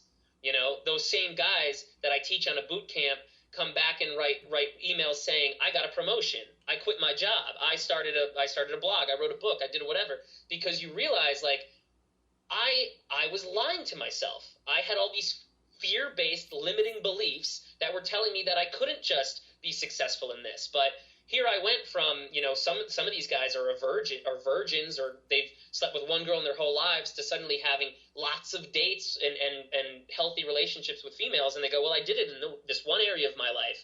Who's to say I can't do it in another? Confidence is a very, it spreads without a doubt. So when you see being successful in one area, it's just easy to translate that to something else. Be like, all right, if I took this risk, and for a lot of people, that, like you just said, it's one of their biggest fears. So that's like the biggest risk-taking thing that they could do, is be like, all right, I'm going to spend this hard-earned money to try to overcome this fear and put everything into it. And when it's successful, or if it's successful, then it's like, okay, then it's like liberating. It's like so much weight just disappears off of their shoulders. Like, oh, I can definitely do this with everything else, whether it's, your job or whatever it is, Yep. So I like that aspect of it. And that's one of the things that, an underlying theme, as well, that's gone through with, whether it's a lot of the guests that I have had, is just them deciding, like, all right, I want to go do this, and they just get it started, and some are still in those starting stages where it's like, oh, it's the future is definitely dark and unseen, and they have no idea what it's going to bring, but they're taking those steps to do what they want to do, And I think that's, again, we're just in that time where that's what it's going to take. We see too many people, especially looking back a generation or so, where they did that safe mode that they were supposed to do, and it didn't end with them being happy, And that's the biggest thing. I mean, there's obviously that famous John Lennon quote when it was like, in school or whatever, the assignment was, what do you want to be when you grow up? And he wrote happy, and they were like, oh, you didn't understand the assignment. And he was like, no, you don't understand life. And it's exactly. Really, it's when you break it down to its simplest thing, that's what it is. Everybody has that, where they just want to end up happy. You get a finite amount of time on this earth, and you don't even realize how much of it doesn't even count. Because if you think about, let's say, from when you're born to about, I can't tell you how many memories I have before 13, maybe. Like, I don't know what the fuck really happened. This is a few little instances, so it's like, that's like almost like wasted time, So you might think like, oh, I could live to 80, that's going to be awesome. But all right, your first 13 years might not even count because you don't really remember it, And God knows how your health is going to be from, let's say, 65 to 80 to 90. So like, you have a very small window to make happen what you want to happen, and to get that ball rolling, to where you can be then okay later on. And that's another thing. You're not guaranteed those 90 years either. So to live life in a way where it's like, oh, I'm going to do everything so when I'm 80 or 85, I don't have to worry. Yeah, you might only make it to 55, man, or sooner. Or you might not make there. So why don't you do stuff? You got to play both sides of the fence. I'm not going to say, like, all right, just go act like a madman every single day and just do whatever the fuck you want, because fuck it, you could die tomorrow. That's definitely not what I'm saying. But you have to go with a little bit of that mentality of like, whatever it is, find out a way to do it, whether you want to just fucking travel and see the world, which I feel like almost everybody should. It's an awesome world. There's a bunch of shit out there. Figure out a way to get to at least one other country in your life that's not Canada. Go somewhere that's considerably different. It's just worth it. And it can change your perspective again on just how you approach, whether it's relationships, your job, your career, whatever it is. Even something as small as just seeing another culture and how shit is done over there can just change how you start going about your daily life, Definitely. I've found that so much of doing the right things in life is about perspective. So, like, and you gain perspective from age, you gain perspective from experience, and you definitely gain perspective from traveling to other countries and cultures. My ex-wife was a big fan of traveling to, like, Europe, and we even got to go to Japan. But on these trips, she would always like to see the sights, and I couldn't care less about the sights. I wanted to meet the people. So I always felt like when I was traveling with her, I would have two vacations. I would have the vacation during the day where I saw the churches and the sights and blah, blah, blah. And then I would actually go out without her at night. We weren't very compatible. And I would meet hence ex-wife. But I would go to the bars and I would just have long conversations with locals. And I remember being at some like underground club in London, and I was like, "Do your best American accent for me," like just hearing the different, watching people do different things and stuff. So yeah, I mean, I would recommend traveling probably as heavily as I recommend dating. Having a period of hobby dating. I think it's just as important. But those mentalities, the old Mike and new Mike mentalities, like the old one, I found that it requires a shit ton of energy and effort to maintain status quo. Like if you're sitting there and you're like, okay, I'm happy with everything I have, and I want nothing to change. I want my relationship to stay the same and my career to stay the same and blah, blah, blah. That requires so much energy. It is ridiculous. And you will end up becoming miserable, and you will end up becoming stagnant, and you will not see the opportunities that present themselves to you because you are so focused on you'll miss the forest for the trees, basically. Yeah, I'm glad you brought that up, actually, because like I definitely, a lot of times people don't realize the mental fatigue it takes when you aren't happy. If there's something that is bothering you and you're remaining in it, you don't realize how thinking about it all the time, how it's affecting all the other parts of your life.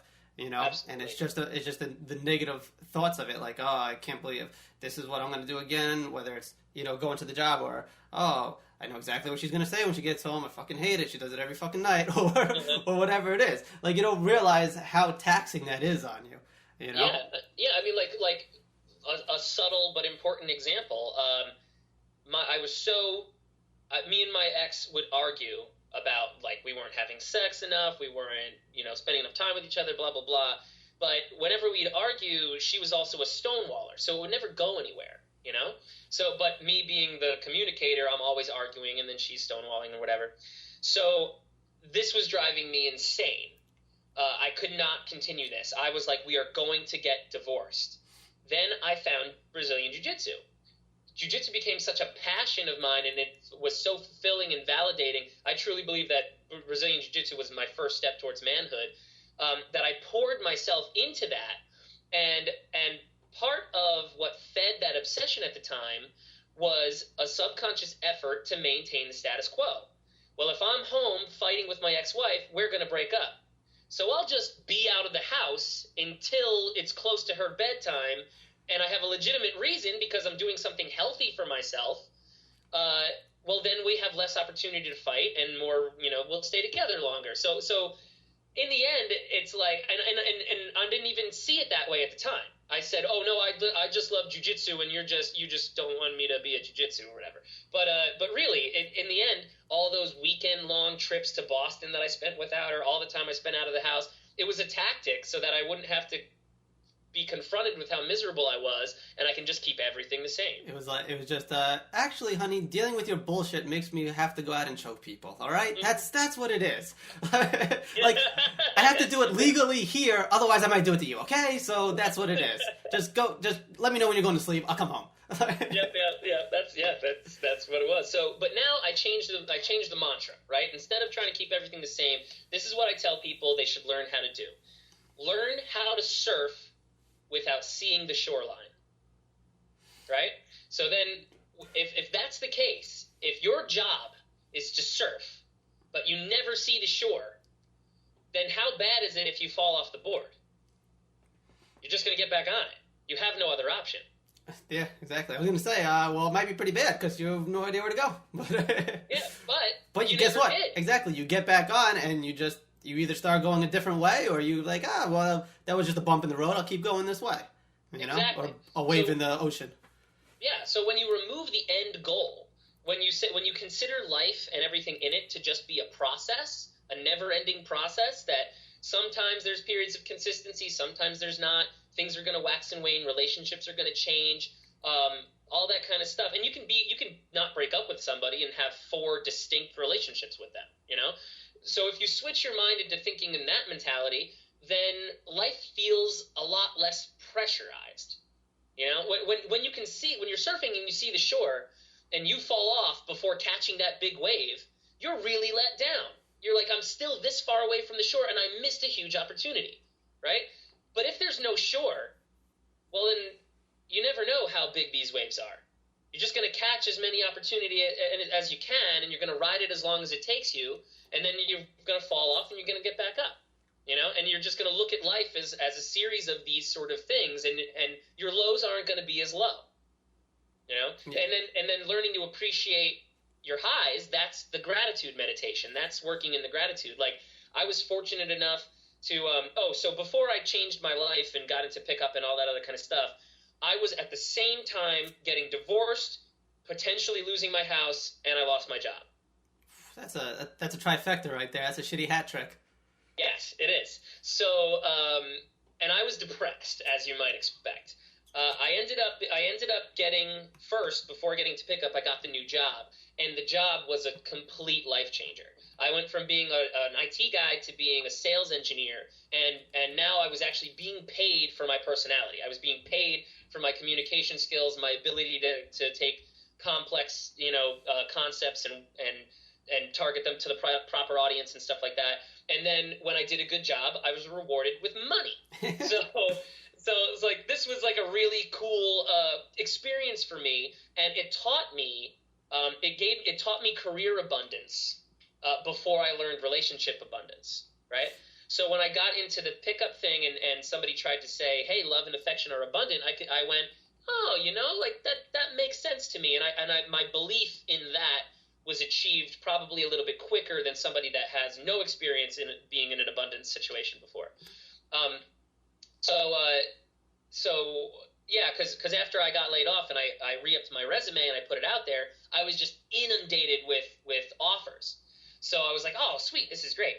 But I actually want to share something vulnerable right now, because what you're hearing in all of this stuff about being direct and approaching women, being honest and everything, it really comes down to one core value, and that is authenticity and vulnerability, which I think are all related. Authenticity, genuineness, vulnerability, right? Whenever you're telling someone the truth, you're being vulnerable because you've given them a real thing. You're not playing with any power dynamics. You're just giving them the truth, right?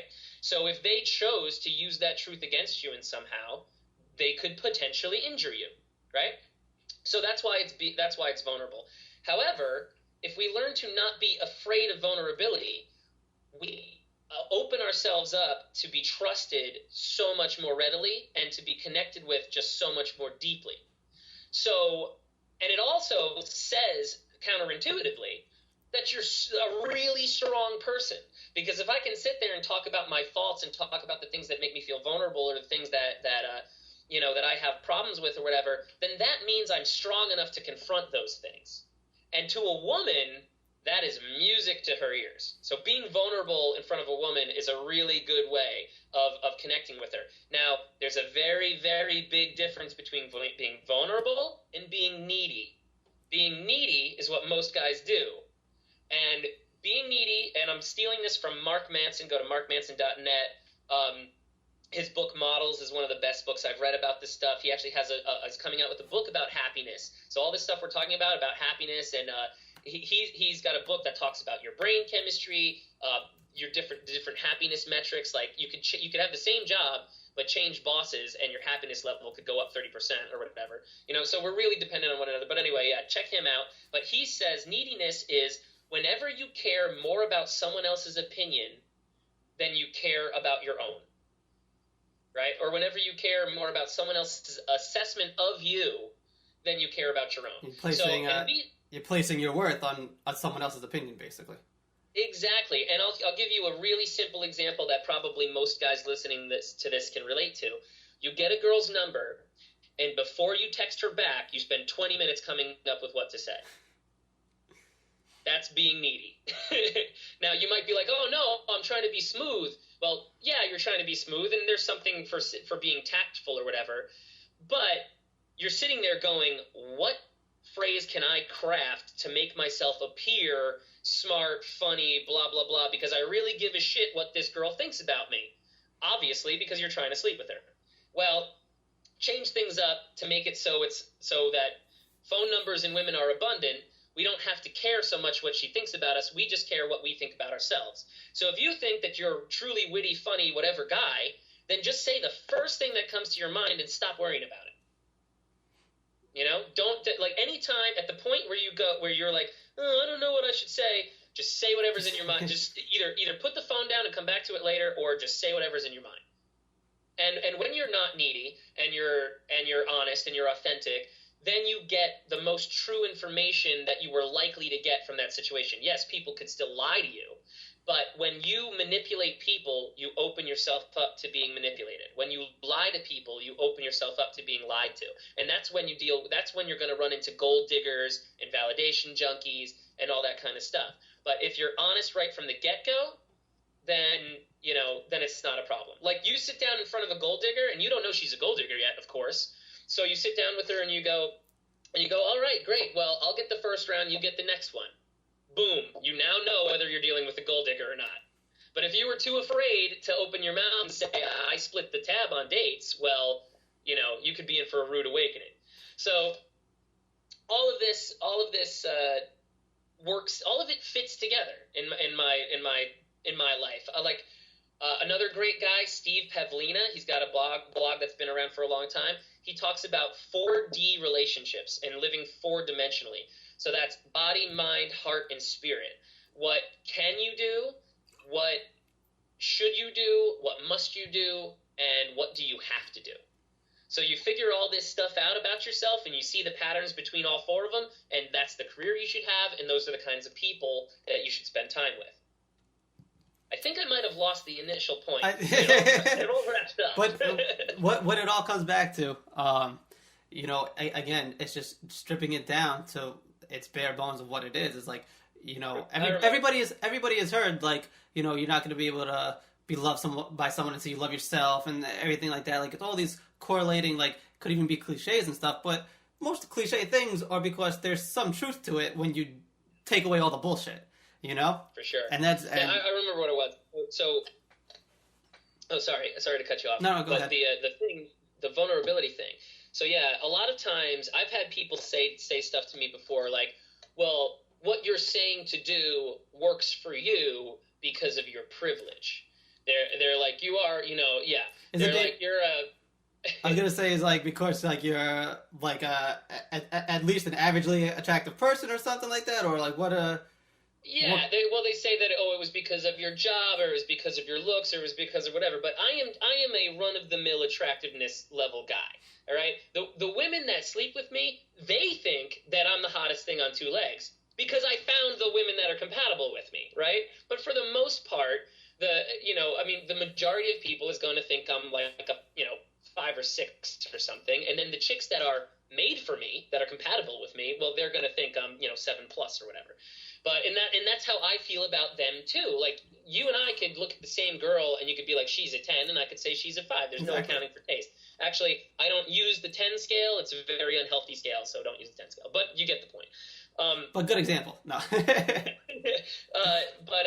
Yeah. So the vulnerability thing. People think whatever about me, but I am in a situation right now where I have to walk it like I talk it. I am unemployed, okay? I was laid off about 7 months ago, and I am being picky, and I am not settling. There's a reason that I don't have a job. So, yes, careers are abundant in the sense of if I want to go back to IT, I could be an IT guy. I could go back to my old life, no problem. The life that I already sort of that let it run its course. I could go back to that. Do you think? I don't mean to cut you off and lose your train of thought too.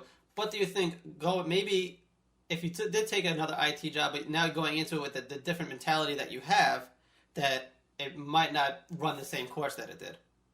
Right. So yeah, I'll get to that.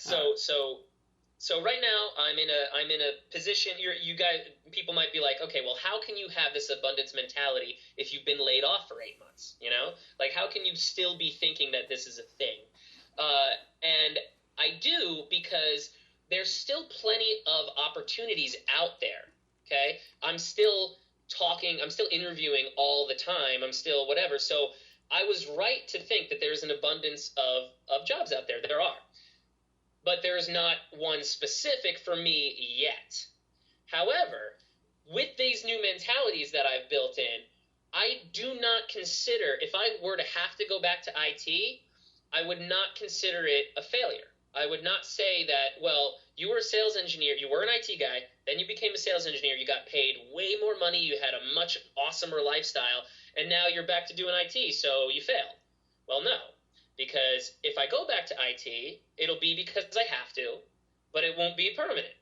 It'll be another stumbling block along the line. And as a matter of fact, if I go back to IT, that means that I'm taking a job that is going to pay my bills and is going to make me happy enough in the short term that I'll probably increase my chances of finding the perfect sales engineering job later on down the road, because I'll have the ability to now, I'll be funded to be as picky as I want.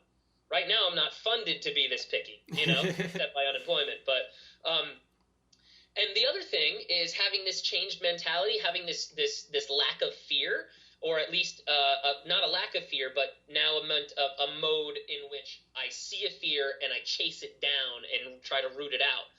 My remaining fear and my remaining level of control is about having a base salary, right? A job that gives me a base salary. I'm realizing now, if I let that go, if I let go of the concept of a base salary and I do something that's more of that pays you more like an artist, I could open up doors to potentially some careers that are really what fits me. For example, recruiting. Like, I call people and try to find them jobs. The whole thing is personality. Yeah. Personality and some tech knowledge, which is what I have. So I've started researching now another career path, which would end up being my fourth career by the age of 32. So, so even though people might look at me and be like, you've been unemployed for the better part of a year, how can you be positive? How can you feel abundance? How do you not live in scarcity? Well, this is why. This is the mentality. I am confident. This is just, I fall off the surfboard, but I'm climbing back on, and it's not going to be a big deal. And there's definitely a release of those fears, which definitely plays into that, and that helps that out. One of the things I wanted to say before, talking about like not having an end game, really, like not working towards a goal, but not necessarily being defined by it or having it like, all right, if I'm going to start writing this book, whatever, it has to sell 1 million copies when it comes out, otherwise it was worthless or whatever, or this and that. A lot of people fall into kind of like the trap of, oh, well, I got to go to school, graduate college by, 24 or so, get a career, this and that, be married by 30, and have a kid sometime soon after that or whatever, They get trapped into this kind of like blueprint of how life is supposed to be, right? Yeah. And then again, that on the East Coast too, especially. And that brings out when we talk about negative thought, now if you miss any of these like milestones and you didn't get to one of them by a certain time, it just brings negative thought into your space. Like, oh, I'm doing life wrong, Yeah. And absolutely. And that it can just have a snowball effect too. Like now you're just trapped in that into that life, And it definitely was that way for me and my ex-wife. Her and I looked really good on paper. We both had the same end goal, right? And we were like, well, that end goal requires these things. It requires this much money, this type of career, this type of relationship status, etc. But all of the different ways of achieving those goals, we disagreed on. So we were like, well, we're both really smart people and we have the same goals, so this should work. But it's really not about that. So if you run around trying to achieve a certain set of end goals, then you probably are shooting yourself in the foot. That's not to say that you can't have a long-term plan, but I think it's good. It's good to keep certain aspects of things vague, like time. Timing should be vague. If you're sitting there and you're like, well, by the time I'm 35, I'm going to be married with a house and 2 kids. That's a really good way of either getting there miserably or missing the mark entirely and then feeling really bad about yourself. Yeah, totally setting yourself up for failure on it. In a number of ways, like the 2 ways you just said. And people do this because they feel like it's what they have to. It's a societal pressure. But again, traveling. If you spend some time living in California, it's a very different pressure. Like every time I go to California, people immediately know I'm from the East Coast and tell me I should get a job out there. Because East Coasters, we are more responsible, quick, faster, because we're made to feel like if we're not married by 25, then we're behind the curve. You know, over in California, I met a chick who became the principal of a school district at 25. Because most of the other people that are out there are in their 30s by the time they get back from friggin', well, I took a year off, and then I went abroad, and then I went to undergrad, and then I took 2 more years off, and then I worked some dead-end job for 4 years, and then I got my graduate degree, which, you know what, honestly, I think people should be that way. Take your freaking time. Go ahead, take your time, take the pressure off. But there is also something to be said for having done the wife, family, house, divorce thing by the age of 28, and now I get to spend my 30s with money and knowledge just crushing it. So I guess in the end it balances out somehow, right? And that's another thing too. Some people, especially when younger and don't have like maybe some of that stability, they're like, it just, I don't know if it comes back to that fear thing or whatever, or just being a tad bit lost in it, but like, oh, which end goal do I go for? Is it career first? Is it relationship? Some people don't look at it as just in the moment thing. Just take it in the moment, and again, it'll sort its way out. If you don't put too much stress on it, thinking about it all the time, and just let it come, you have a higher percentage of success in it. Because you're not putting all these negative thoughts in, like, oh, I didn't hit this market this time, or I put all my focus into here, and now in career, now I'm like lacking in relationship, which is making me unhappy in my career. Even though it's the one that you were working towards. Yeah. I mean, I think the best advice, if I were to give a younger person, maybe as young as pre-college, would be, sit down and do that 4D exercise. Sit down and try to figure out your passions, try to figure out what drives you, try to figure out the things that make you happy when you do them or say them or experience them, and then come up with a long-term goal, a medium-term goal, and a short-term goal around 3 different things. So, like, your long-term goal could be, I'm going to go to college and get a degree in psychology so I could potentially be a psychologist, right? Your short-term goal can be, well, I'm really interested in reading about psychology, so I'm going to read books about it, and then I'm going to make a blog where I share what I wrote and what I think about that, and maybe that'll meet my my need for expression and creativity, all right? And then in the short term, I'm going to make candy necklaces for raves and sell them on the weekend, that same person can be really happy doing all 3 of those things, if they're the type of person that is social and interested in psychology. So I would say if you give yourself a plan like that, it helps to guide you so you make smart decisions for the long term, but also encourages you and shows you that there are opportunities in the short term that can be completely unrelated or tangentially related to what you're doing. So I think it teaches you that it doesn't teach the lesson that society currently teaches, which is you must finish high school, you must finish college, and then you must get a stable career, right? I mean, that's definitely the East Coast, or at least the Northeast message. If you don't have your undergrad by the time you're 22, what good are you?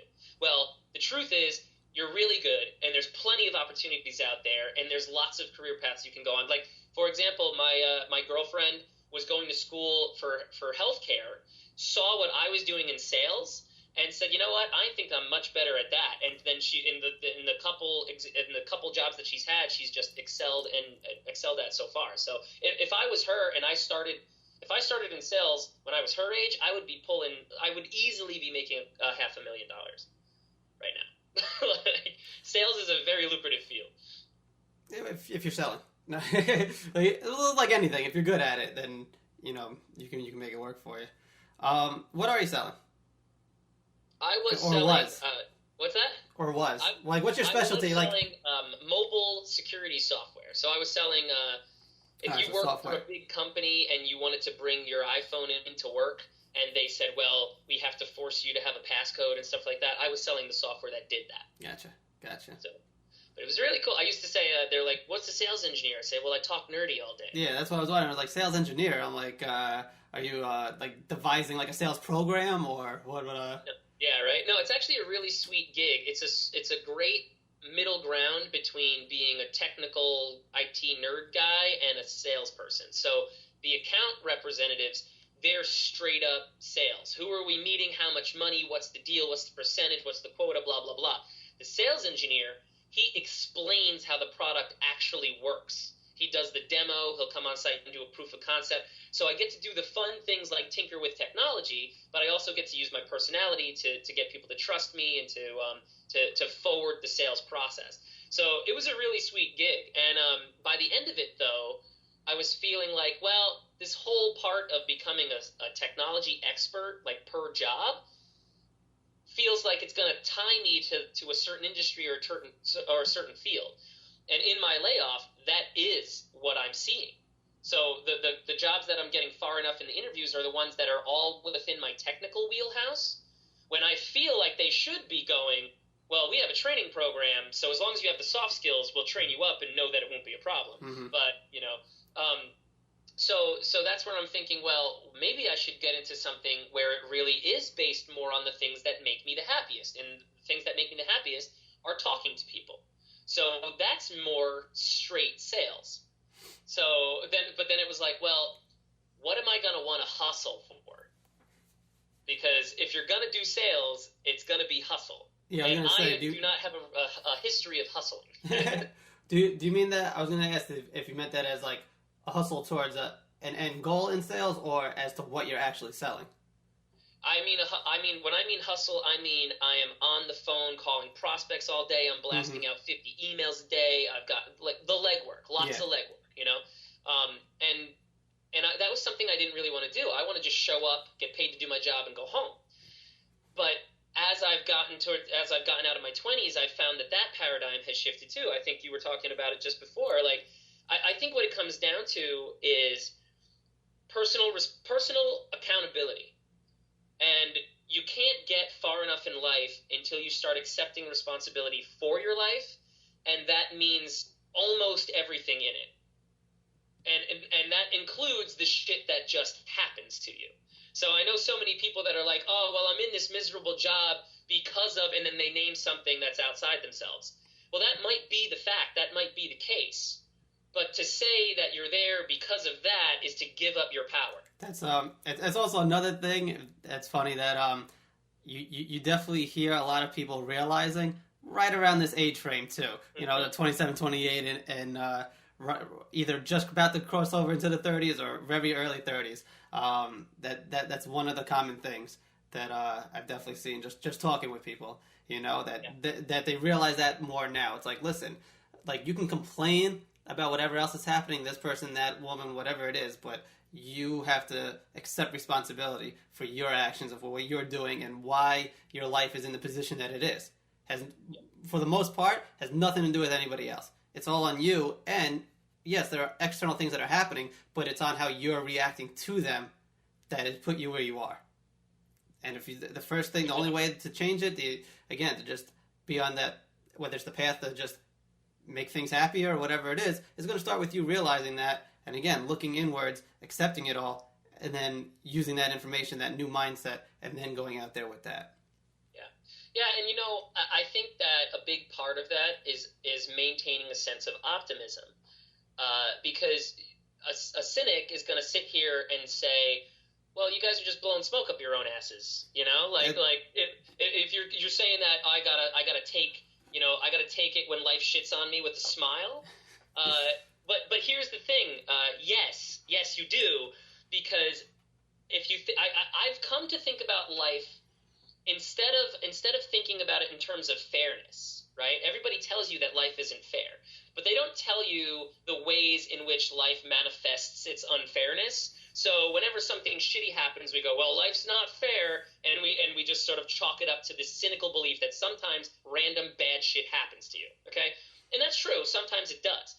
But think about life and how life treats you in terms of survival. Think about it in terms of evolution, survival of the fittest, right? Here's the thing. When you look around in nature, if you are an injured organism, nature works really, really hard to finish the job, right? So, like, if any other animal that's out there, we don't see them reach the top of the food chain or the top of their ecosystem with injuries. We don't see the runts make it to the top in nature. They don't. It simply does not happen. Okay. Yeah, there's never a lion that's king of the pride with like on crutches. Yeah, exactly. That's exactly true. Only the biggest, strongest ones. So now, what happens if you're the biggest, strongest organism in that ecosystem? Well, now nature rewards you. Nature wants you to keep succeeding, right? Because you've reached the top. So, well, maybe not nature wants you to, but nature created you and it puts you at the top, so you could sort of say it that way. But the point is, if you are an injured organism, everything is going to work against you. So if you're running around showing everybody that you're a cynical, injured organism that's living in lack or living in misery or isn't happy with their situation, and you're not doing anything about it, well, not only are terrible things outside of your control going to happen to you, but they're going to keep happening, and no one's going to fucking help you.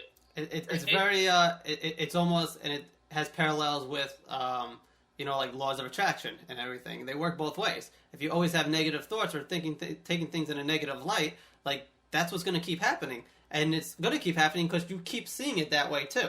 You're not seeing the positive in it. You're not using it to either make better decisions or to better yourself. So, yeah, you're just going to stay in that path of negativity. It's just going to keep coming. It's true. And here's where I'm going to call on science to help a little bit, because some people might be listening to this going, okay, well, you guys are just happy people.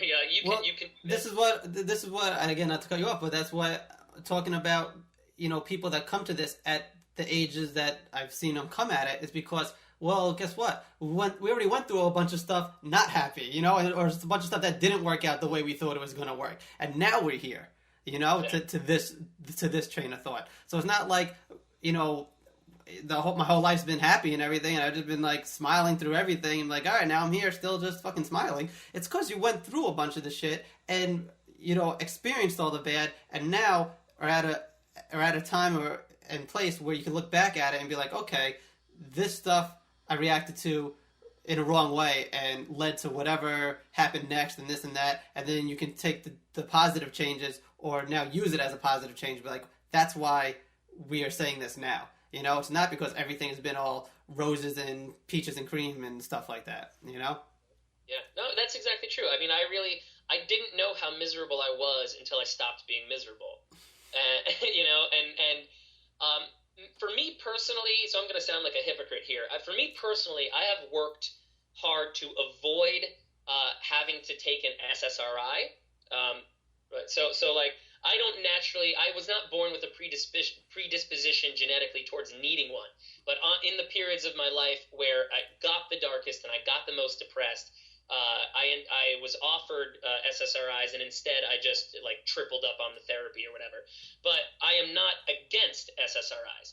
So if you're the type of person that is hearing this and you're perpetually cynical or you're perpetually depressed, or you're like, fuck you guys, you were just happy enough people that you were able to take your misery and turn it into something positive, well, then I do recommend that you go see your doctor. You can see your family doctor. You can ask about getting on SSRIs. There's multiple kinds that they've come a long way with preventing you from having the sexual side effects that they used to have even just 15 years ago.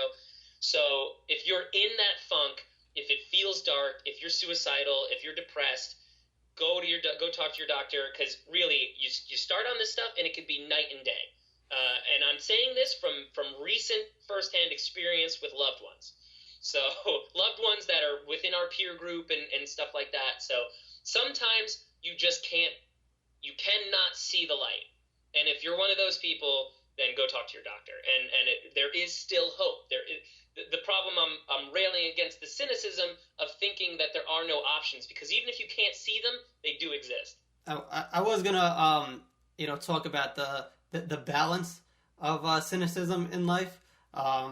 it's a little thing that I kind of struggle with, because not to the extent where it's, like a clinical depression or whatever, but just because I think there's a lot of humor in cynicism, right? Oh yeah, that's so still true. Yeah, so that's what it is. It's balancing that, and you can find a whole bunch of things that are funny in situations using the cynic side of it, but it's important to just not let that overtake the majority of thought, or to you walking around right now is really fucking with me, I gotta say. Getting a charger. It's all good. So yeah, definitely if it gets to the point where it's like, you're having suicidal thoughts, it's clinical depression, whatever it is, yes, definitely seek help. But there's a healthy amount of cynicism that you could have as well in, just in your life. That just made me look at my phone to make sure it was, because I didn't plug it in. So it's like, holy shit, we've been recording for a while. Hope the fucking battery's not about to die. Well, we're good. We're good to go. So, but yeah, it's, there's humor and cynicism, but you got to balance it correctly. And if you do see yourself or feel yourself going to a very extreme side of it, then seek the appropriate help, without a doubt. But and happy people can get beat down too. I mean, the particular case that I'm talking about was they just had lots of family illnesses. It's like severe family illnesses, breakups, and it was just, if you're a generally happy person, but things in your life put you in a negative headspace for a long enough amount of time, your brain chemistry will change. And it will, that's again, nature working against you. Nature's going, oh, well, they're really depressed. Let's change their brain chemistry, make it even harder to get out of depression. But that is what happens, so. Yeah, it's, it's whole, if you look up anything about epigenetics and just environmental influences and stuff, and even just the placebo effect, right? So if you're thinking in a certain way, you can manifest that, And that's not to go to the ludicrous with it, like, oh, if I think about the winning lottery numbers every day, I should just win the lottery eventually. Like, that's obviously not what we're talking about. But if you're perpetually thinking in a negative way, then everything that comes your way is going to be taken that way, because you're already putting those glasses on it, right? The negativity, your negativity goggles are on all the time, and you can't get them off. Yeah, and I think that leads us to the problem. One of the problems that we have in this society today is everyone is way too sensitive. Everyone is so easy to offend. Everyone is so easy to look into things harder than they need to be looked at, to find some ground for conflict. And it's because we look at everything so negatively, and we don't give people the benefit of the doubt. Like, if you walk around happy, if you walk around with a smile on your face, and somebody bumps into you on the street, you are far less likely to think they did that shit on purpose, But if you're walking around already pissed off and in a bad mood, you're gonna read negative motivations, negative intentions into people everywhere you go. You're probably not gonna make a lot of friends. The ones you do have aren't gonna trust you as much as you want them to, because you're just always kind of a curmudgeon. But really, the number one thing that makes men more attractive to women is having a smile on your face. Like, really, if you just walk around with a smile on, not a creepy smile, think of something that actually makes you happy, Not a Bozo the Clown smile. That's not the one we're going for. Not that one. But yeah, just being a friendly, happier person. And if you're ever feeling shitty about yourself, or you're feeling shitty in general, and you want to turn that around really quickly, the fastest way to feel better about yourself is to go out and do nice things for people. Exactly. I was just going to say how not even for picking up women or whatever, but just smiling and being, just general politeness and being nice to strangers and everything in everyday life is going to have, it's almost like a pay it forward type thing. It's going to have a profound effect that you're not even going to see in those people, right? Because it's happening in passing. But you get to see, so that's the other thing. As you, this is another thing that you get, that I think you can get from dating. Dating a lot of different people can teach you how to be an exceptionally good face reader, right? Because most of us, we're all reading faces all the time, but a lot of us are not focusing on it. When you're dating somebody, you're sitting across to them, it's one-on-one, you're looking right at their face, And hopefully you're telling them honest things about you, which should create honest reactions in them. So if you combine, all of that experience and say you took 6 months to date a bunch of people, you probably have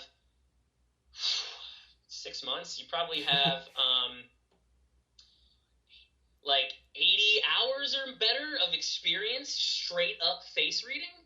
Like by the end of that, you get good at reading micro expressions. Those things really exist. That TV show Lie to Me, I used to love that show. That stuff really exists, and you can look up books on this. So I love stopping people and complimenting them and passing on the street because I see their eyes light up, and that's all I need. That's the compliment, because when their eyes light up, this is a combination of the look in their eyes, which is really the facial expression all around your eyes and your face and everything like that. I see the look on their face, and that's the biggest compliment that they could give me. None of the words are gonna compare to the unconscious physical response. It's like a comedian who gets a laugh. A laugh is an unconscious physical response. You cannot deny that I just injected some humor into you, right? So if I catch a woman on the street, and even if it's a fraction of a second interaction, I'm like, I love your hat today. It's very unique. She's going to smile at me, and I'm going to feel really warm inside, and then I'm going to proceed with my day. Exactly. Couldn't have said it better. That was actually like the first blog post I did basically had to do with that. It was because somebody that I had encountered was, and it's something that like I'm aware of and know of, but just seeing it in this one person that was just, again, abundantly like, always had a smile on his face, made eye contact when talking, was just very polite, just like normal stuff that you should just see all the time. Really, you should be used to it. But since we're not, with like just how society is, seeing it like that, I was like, wow, like that dude just made me happier today just by being the way he is. You can tell like that's just the way he is all the time. And people just are so caught up in their own stuff that they don't realize even just the way like the way their face looks or whatever. And I don't mean like being pretty or something like that, like putting makeup on. I just mean like their facial expressions when they're in their own head walking down the street could have, you don't see how that could affect other people, Yeah. So it does come back to just having the simplest thing. The simplest thing you can do to change that is just smiling, like you said. It's just, it doesn't take anything. It takes no money. There's nothing you have to do. All you got to do, use a couple muscles, and maybe you should practice it in the mirror so it's not creepy or whatever, so you don't have the creepy smile on. You don't want to unknowingly be doing that all day, but it's a very simple, quick thing that you could change, and then you can start seeing the differences, Yeah. Yeah, the way I do it is I put myself mentally back in a happy moment, and then when the smile comes across my face, I try to remember what that feels like. I try to remember what the muscles feel like when I'm smiling a genuine smile. And so I can flash people a genuine smile like really well now, because I am a happy, jovial person that I've switched. I mean, that was my nature, and I think I took like an 8-year detour from that. So it was nice to go back to that 4 years ago, and when I started doing this. But the other thing is, I've mentioned before that some people don't like me. Well, who can dislike me if I'm running around trying to be happy and be grateful and compliment people? Well, distrustful people. When they see a person like me, they go, he's too happy. I don't believe that. He's lying about something. He's manipulating because no one can actually be that happy. That's the kind of cynicism that I fight against, because if you've reached that point, then maybe you had some really bad experiences, or maybe you just never did the legwork to find the good ones. Like if we walk around in this passive state of believing that other people are mean or other people are antisocial or don't want to talk to us, then we will never find examples of people that are social. But I can tell you, after having done thousands of approaching men for the purposes of friendship or just information, and women for the purposes of everything, having done thousands of approaches, on the whole, people are nice. I have had a handful of negative interactions, like literally less than 5 out of thousands. And none of those 5 negative reactions was really anything to be too concerned about. That's another thing people, I think, overlook too, is that when it comes down to it, people generally are nice people, and they want, you know, they want nice things to happen. They're positive people. You know, they don't wish people harm for no reason and stuff. That is a big thing that I just think goes a little overlooked. Yeah, and I think it's coming out more. Again, I think that our true human nature, which I believe as an optimist, is empathy and connection and egalitarianism and just social interaction. I believe that our true human nature is starting to come through more, and you're starting to see it being reflected by the science, because we are much more similar to bonobos than we are chimpanzees, and that difference has colored our self-image for what? I mean, nearly 100 years, maybe more. Like, to believe that our closest genetic relatives are a warlike, violent rape fest of genital mutilation, which is chimpanzees, you know, to believe that can really color us a certain way, because it could be like, well, I'm a cynic and there's plenty of us, this is how we are.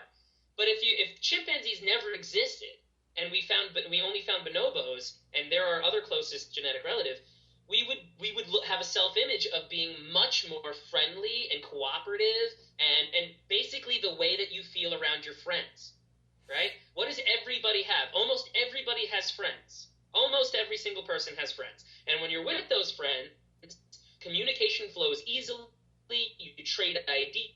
Sometimes you argue, but it never means it's the end of the friendship. You know, this is how I believe that every person really wants to be. That 99% of the world really wants to be that way. I can definitely see that. You know what I wanted to ask? With like the date coaching thing, is there any market of it that is kind of geared towards women? Like, do they have similar problems when it comes to dating, or because I think the only real thing that I can remember seeing about that is that actually another VH1 show. Who would have thought that they would be like was like the Tough Love show? You know, I don't know if you remember that one. I haven't seen that one, but women do have dating issues. Some of them are identical, and some of them are just different flavors of the same one. So, first of all, men and women both share the exact same communication issues. Oh, there we go. That's better. But they share the exact same issues when it comes to interpersonal relationships, being honest with each other, being fearful about what they're going to say. So both men and women have a tough time, and I think that this problem is increasing due to the hookup culture and the culture of technology. But I also think that it's an easily mitigated problem because those technologies just put you in front of so many people. So as soon as you start realizing, oh, I have social skills that need working on, well, you have much more opportunity to work on them than, say, you and I did in college, you know, because we were more worried about getting a reputation from hanging out with so many different people than they are today. So today, as soon as somebody goes, and we didn't know that we should have been working on our social skills, so we weren't working on them. And even if we wanted to, we would have had to find people to do it with. So with this group, with the hookup culture, they're only missing half of that equation, right? So, but yeah, so many people are just not willing to have the difficult conversations because it comes from this scarcity mentality. So many people have problems with boundaries. Everyone needs boundaries, and they need to be twice as far away from the core of you as you think, right? So if you're going to flip out, if someone makes a racist joke, you can't have friends of a certain type of personality, okay?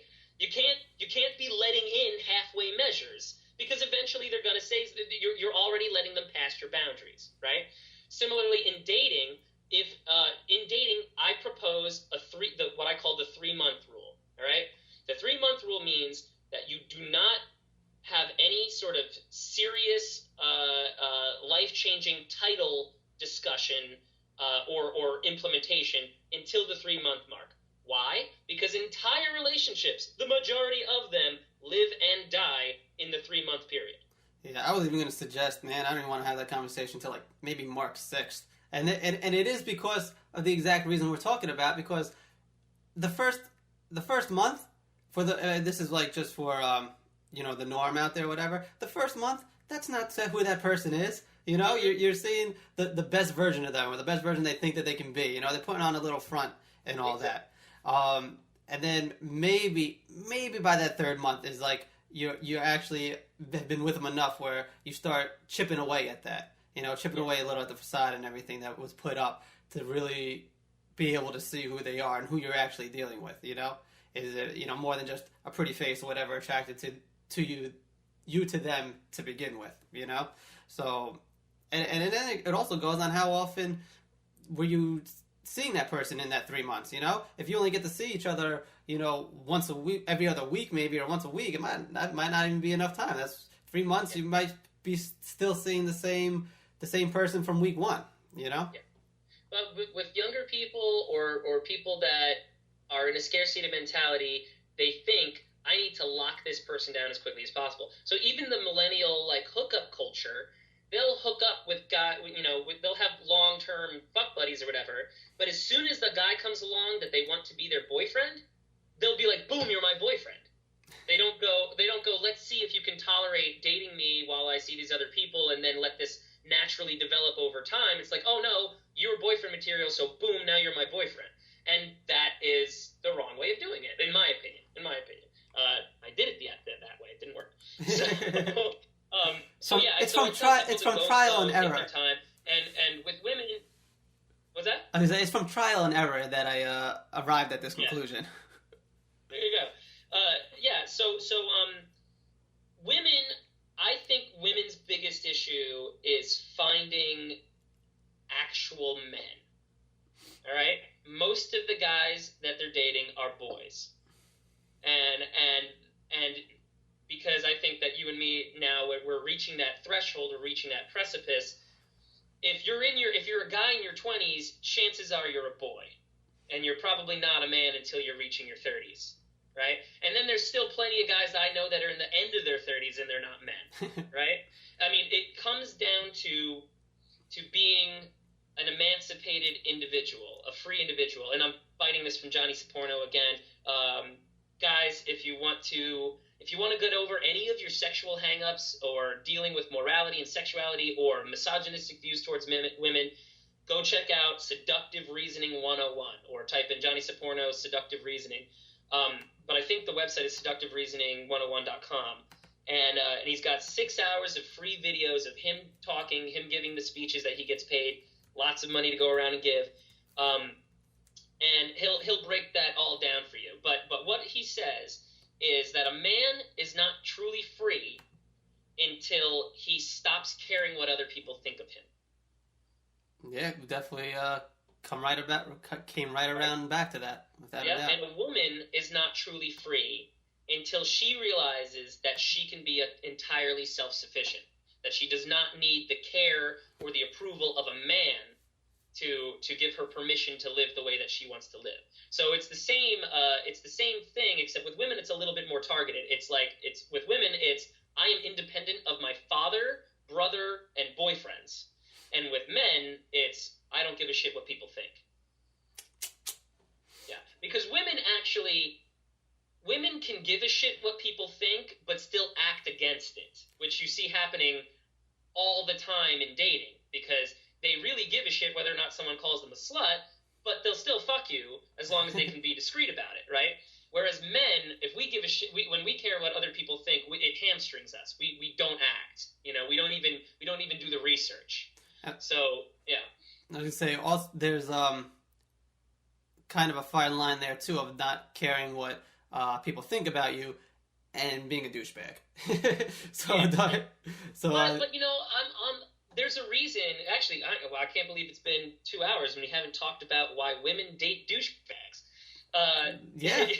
Yeah. So this was. I used to be the typical quote unquote nice guy. Okay, and I mean that in the negative way.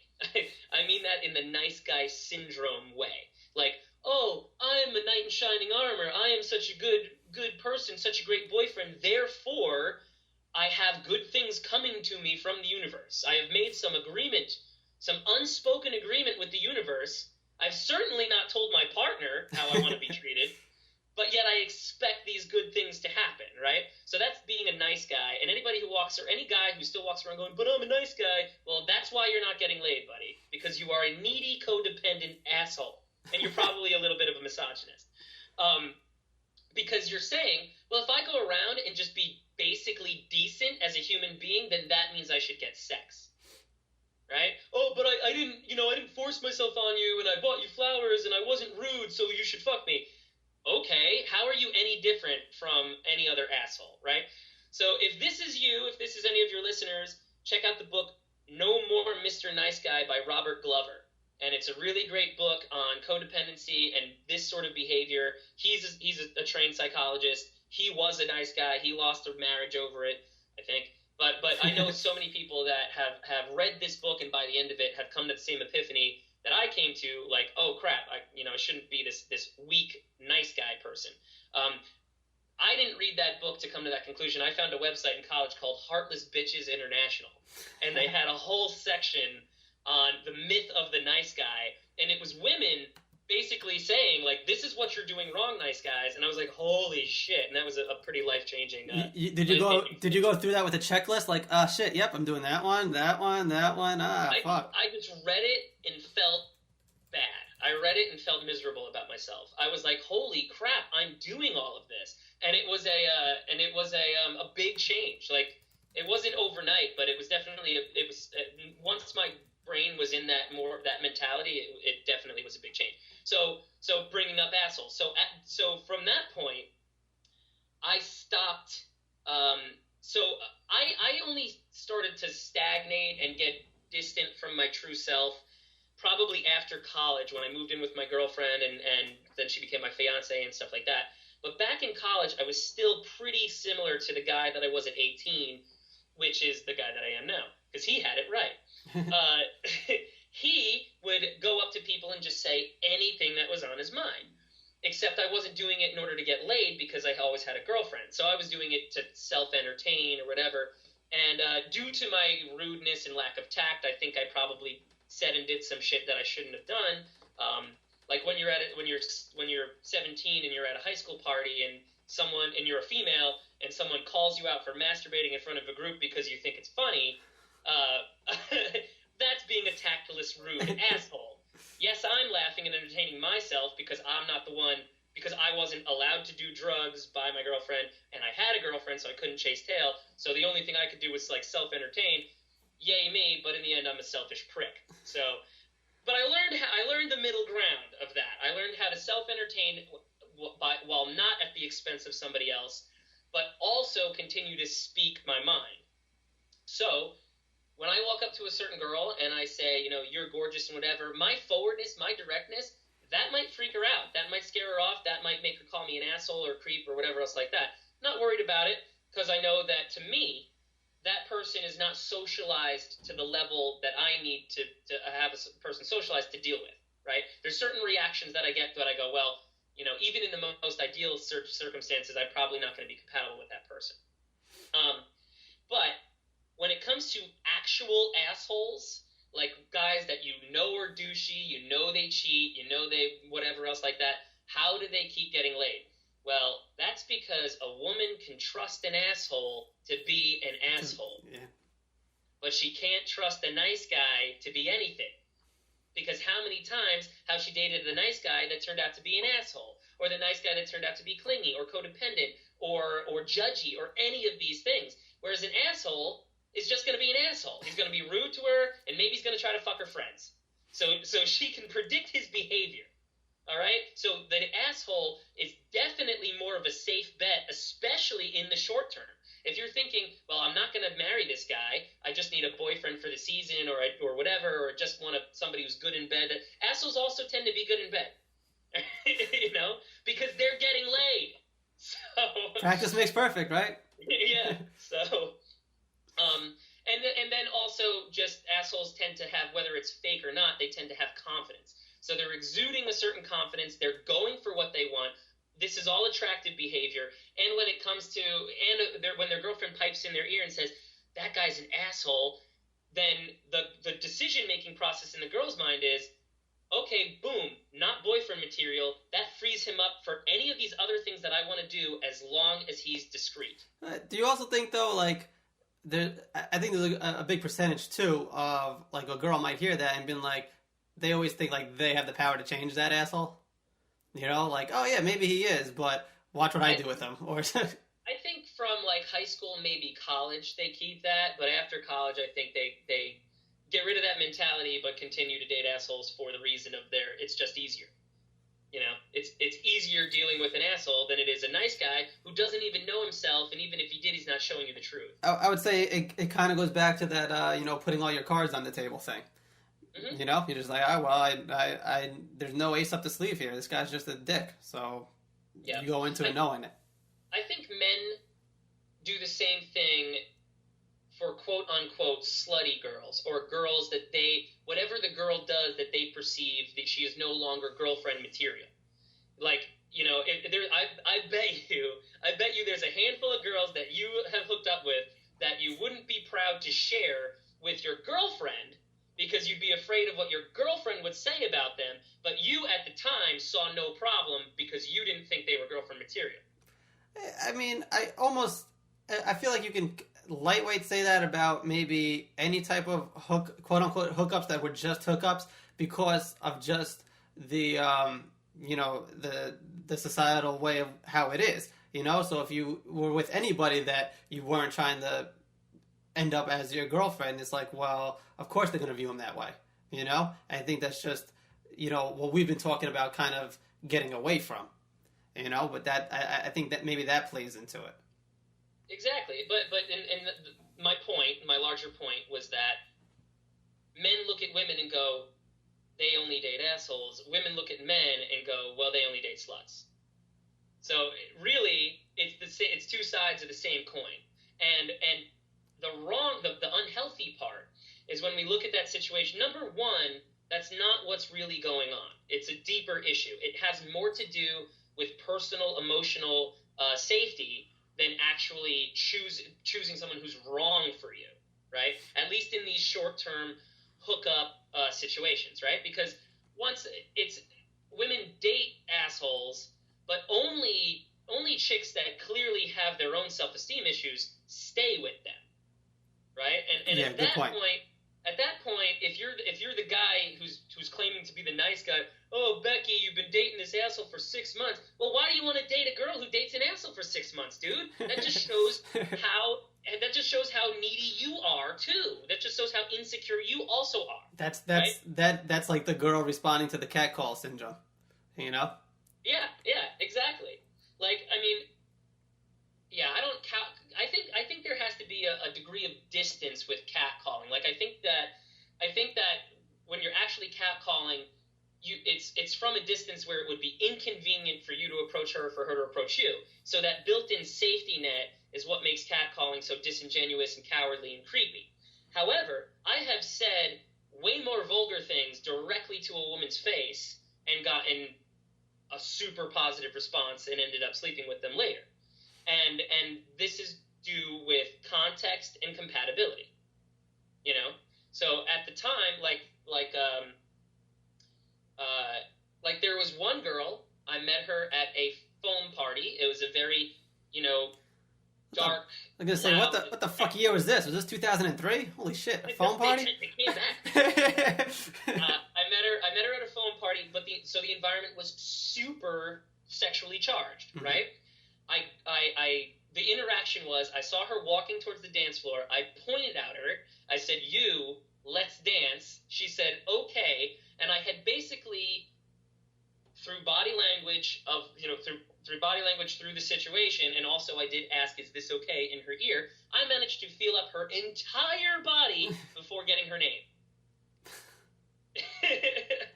So now that worked with that girl in that environment at that moment. Do I think I can run around just doing that to everybody? No, absolutely not. You know, there was many subtle things in the moment that told me that I was not about to get punched in the face for that. And not just that, but that it was the correct action in order to move the relationship forward. And it's also one of those, like, again, you do talk about taking in the cues and translating them correctly, but also like you don't know if you don't go for it, but not blindly doing it, but again, whether it's coming over any doubts or aspects of fear or whatever, it's like you don't know until you go for it. So again, how you talking about translating this to other parts of your life, like try it out, you know what I'm saying? Go for it. Use the correct way of going about it. Again, don't go into it blindly and stuff, but take the cues and use them to your advantage, basically, is what's happening. Yeah, pretty much. I mean, because so I mentioned this. Man, I keep burying the lead. I say that I have presentation skills, but I keep losing threads. At least I pick them up again. Green zone girls, all right? Holy shit. Yeah, right?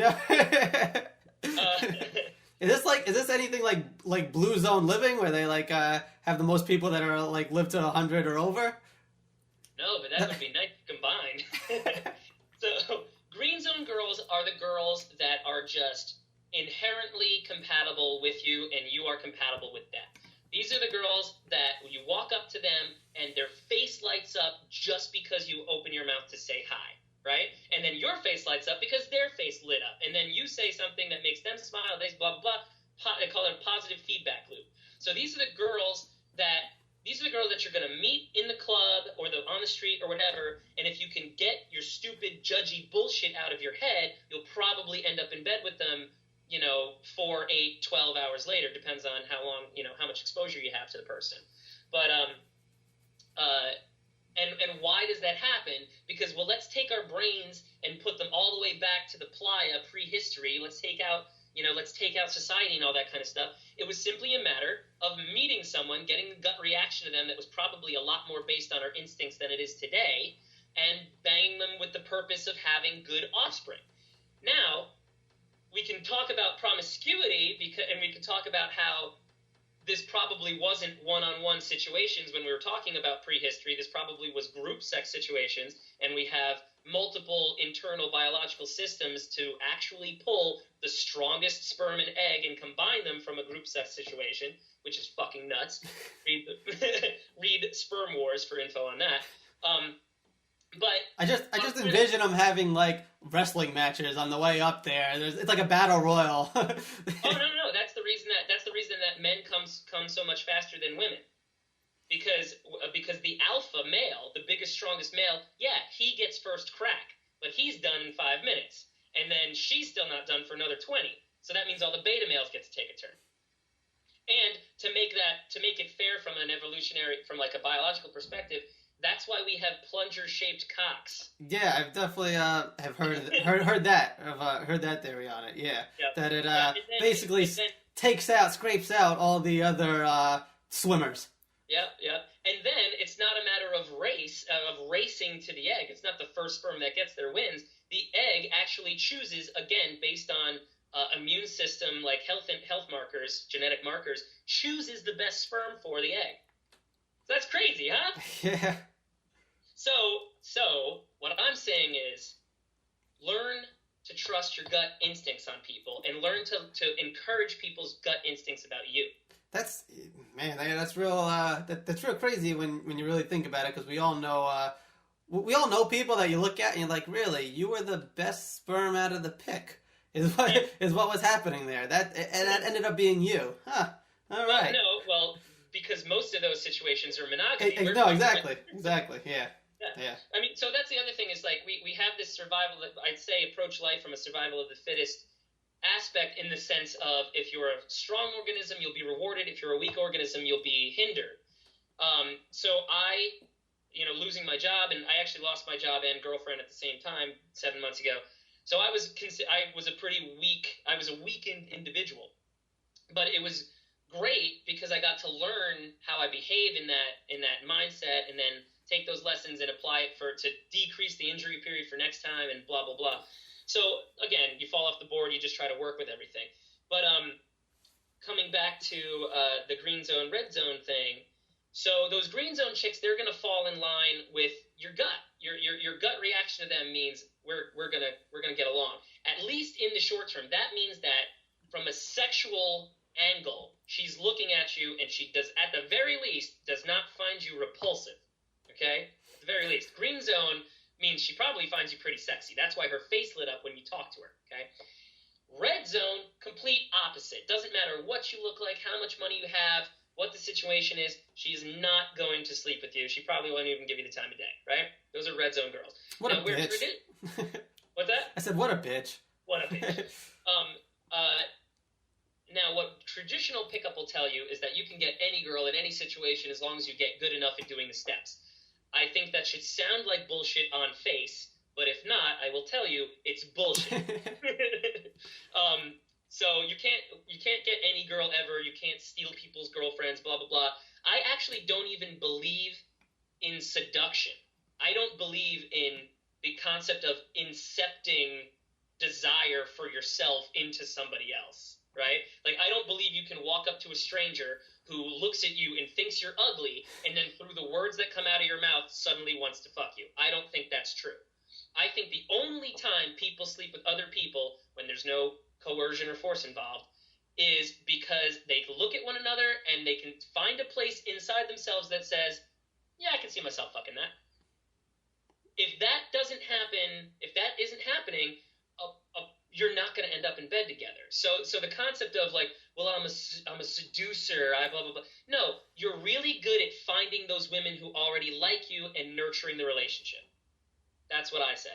And at the start, when you're going to feel like you become a better seducer because at the start, your radar is all fucked up. Your screening is all off. So you're approaching, 10s, 20s of girls per night or day to find the girl that actually matches up with you. Now, at this point, doing it for a couple years, I could be in a room and I could look around the room and I can just guess which girls are most likely to be compatible with me, and I have a decent accuracy rating because of all previous examples. And like for example, if I see a chick who's shorter than me with a pixie cut and tattoos, she probably likes me, or I am at least not outside the range of her type. Yeah, it's not outside the realm of possibility. Right. For girls like that. Now, why? Because all of those girls that I approached seem to like me, and the reason that they like me has to do with either something that's very consistent about me or something that's very consistent about the type of girls that get pixie cuts and tattoos. See, now you could never be a cop because your profiling skills are just way too strong. Like, they wouldn't accept that. I'm not going to get into a topic of racial profiling, but I will say that Israel uses that, and they have one of the best anti-terrorism programs because of it. So, I think that statistics should not be ignored. Yes, I agree with data. Let's put it that way. But I'm not saying, but then taking it a step farther to say, well, your entire race or you as a person has a flaw or a problem, I think that doesn't have a place. Yeah. But we should look at the data and say, well, statistically, a person who looks like this or does this sort of thing, we should at least ask them. And I will add, correctly using the data also. Right. Because, you should see it all the time, not to tangent out on this, but where, two sides argue the same stat for their side. Yeah, and that's true too. But this is also another case, another reason I give men to approach women: curiosity. You should always, whenever you look at somebody and you have a preconceived notion about them, you should always go find out. So a lot of times guys look at girls, especially like really hot, dolled up club chicks. And we were talking earlier about smiling and about the look on your face. Well, a lot of those chicks just tend to have bitch face, right? They're in the club and they have this look on their face that says, "Do not talk to me." It's like, why the fuck are you at the club then? To be there looking like that. Well, now those are the type of guys, of girls that most men want to approach, and they're the type of girls that most guys have the hardest time approaching. So if you say to yourself, well, you know what? I'm going to go up and find out if that's simply bitch face and she's a really nice girl, or if there's a reason for it. And if you're being direct, the way that I said, you just walk up and say, hey, you're really cute, do you have a boyfriend? You're going to get an answer really quick. Like, you're going to find out the truth really quickly.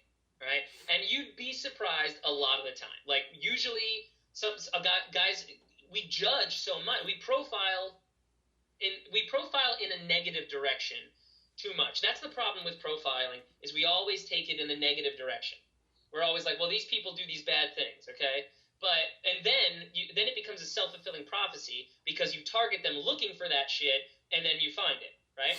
So if I'm like, well, every chick with that bitch face is a bitch, and I just walk up to girls that always have that look on their face, well, the majority probably are in bad moods, because usually what's happening inside you is reflected on your face. So I'm gonna prove my point that these girls are all bitches, right? But that's why you have to approach everybody that you like just because you like them. And when you meet them, then you'll know the truth.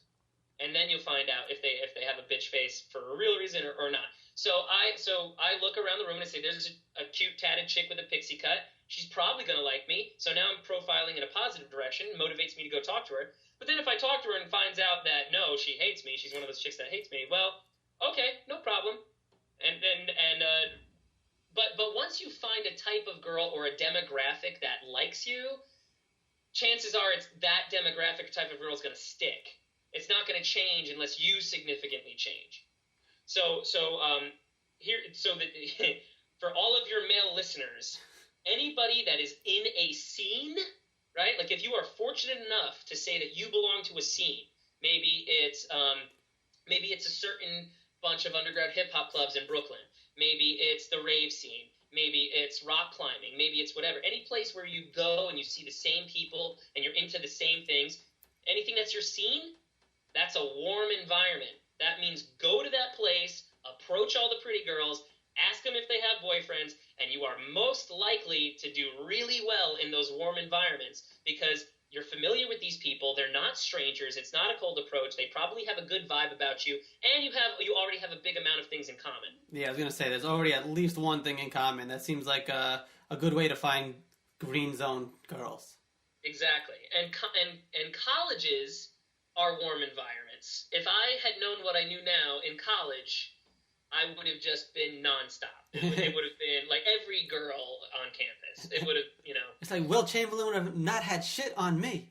Yeah, I mean, it would have, and I went to a small school too, so I would have had a reputation really fast. But, but I also have a reputation for being a technician, if you catch my drift. So the green zone, red zone girls, gray zone girls is where everybody has problems. This is where the young guys especially, or the guys that take pickup way too far, get hung up. And those are the girls where you talk to them and you think they might like you, but you don't quite know. They're basically middle of the road. And truth be told, they probably don't know yet either, right? Because if a girl definitely knows she's red, and if she definitely or green, right? So these girls, in my opinion, as a 31-year-old person that has done these approaches and stuff, gray zone to me is 9 times out of 10 a waste of time. I would rather go home from the club than work on a gray zone girl. Too much effort for not really having, again, the data to back up what the outcome is probably going to be. So yeah. Now there's exceptions to every rule, of course. But if you are chasing exceptions, that's clearly not an efficient way of being, right? Exactly. So the exception is that you plow. It's called plowing when you're working on a girl's objections. You plow really hard all night for this girl, and the reason that she made you plow was because she was just so afraid of herself and didn't trust her own judgment with you, and then you proved yourself enough that she was like, oh wow, he really is a great guy, and then boom, you become long-term boyfriend and girlfriend. That is the exception. What will likely happen is that you spend all night plowing for this girl, and you're working this hard because you want to get her into bed that night. Otherwise, you wouldn't be working this hard. Or your main goal is that you're trying to get her into bed. So basically, you're very heavily motivated by sex, okay? And you end up plowing all night. You get in bed with this girl, and it's shit. Because you weren't supposed to sleep together, idiot. You were supposed to let her reject you because you're not compatible. And you only chased her because she was hot, so you objectified her. And the thing is, there's no problem objectifying someone who's also objectifying you. And there's no problem with objectification in general. You know, if I see an image of a hot girl and I want to objectify that image, well, I'm not hurting the girl. And when I see the girl in real life, I'm not going to treat her like an object just because I treated the picture of her like one, because guess what? Humans don't actually behave that way, right? You'll treat people in general when you're removed from the situation. You might generally treat people poorly. If you objectify too much, you probably will. But when it comes to like a specific thing, if you're not already treating the whole of womanhood as objects, you're not going to treat that. You're not going to treat that specific one as that. Anyway, point is, if you're out there to objectify someone, you really want them to objectify you too. Okay? You really want to be on the same page. If you're chasing a girl because you think she is super hot and you want to have crazy hot sex and then call it a night, she should think that you are going to give her crazy hot sex too and be looking forward to that crazy hot sex. If she's trepidatious about it the whole time, or you experience LMR, which is last minute resistance, so you get there and before the clothes come off or before the dick comes out, she's like, oh, I don't know. She's not into it. She's not as into it as you need her to be to have a mind-blowing, awesome time. So then why did you put forth those many hours of effort? I mean, I'm talking 4 to 8 hours of grinding on these girls. Like, you meet them at 9 o'clock at the club, and then you don't bang them until 4 in the morning, and you've been basically working for their affection the whole time. That's no way to live, and it's no way to be, and it's no way to go through all of that to get 20 minutes of bad sex. And I don't care if she's a model or a stripper or whatever, both of which I've hooked up with. If she's not into you, it's not going to be a good time. Yeah, no, there's definitely something to be said for basically energies that are on different planes. If you're both not sharing something, that similarity there, it's not going to be a good time. I mean, it's just it goes for a lot of stuff, like teammates or whatever. If they're not on the same page for playing basketball or something, plays aren't going to get done. You're not going to score. We can use that term there too. Yeah, you're not going to score.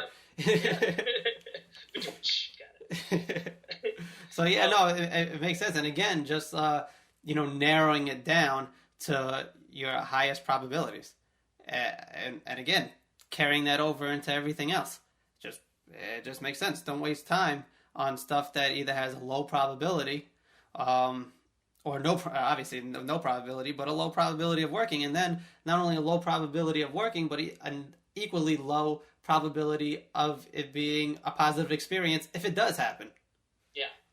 Because what happens when all these pickup artists come back and they just got finished banging one of these gray zone girls, I'm always, I'm like, they either always say about every single girl that the sex is amazing, so you can't trust what they're saying, or they'll come back and be like, oh, it was okay, but she was really hot. So what that means is, I don't care what she thinks about me, Mike. I care what you think about me. Validate me for sleeping with this hot girl. Tell me that all the effort I put just to get naked with this hot girl means something, because it doesn't mean anything to her, and the bad sex makes it not mean much to me. So who else is it going to mean? How else is it going to be valuable? Only if you're looking for outside validation.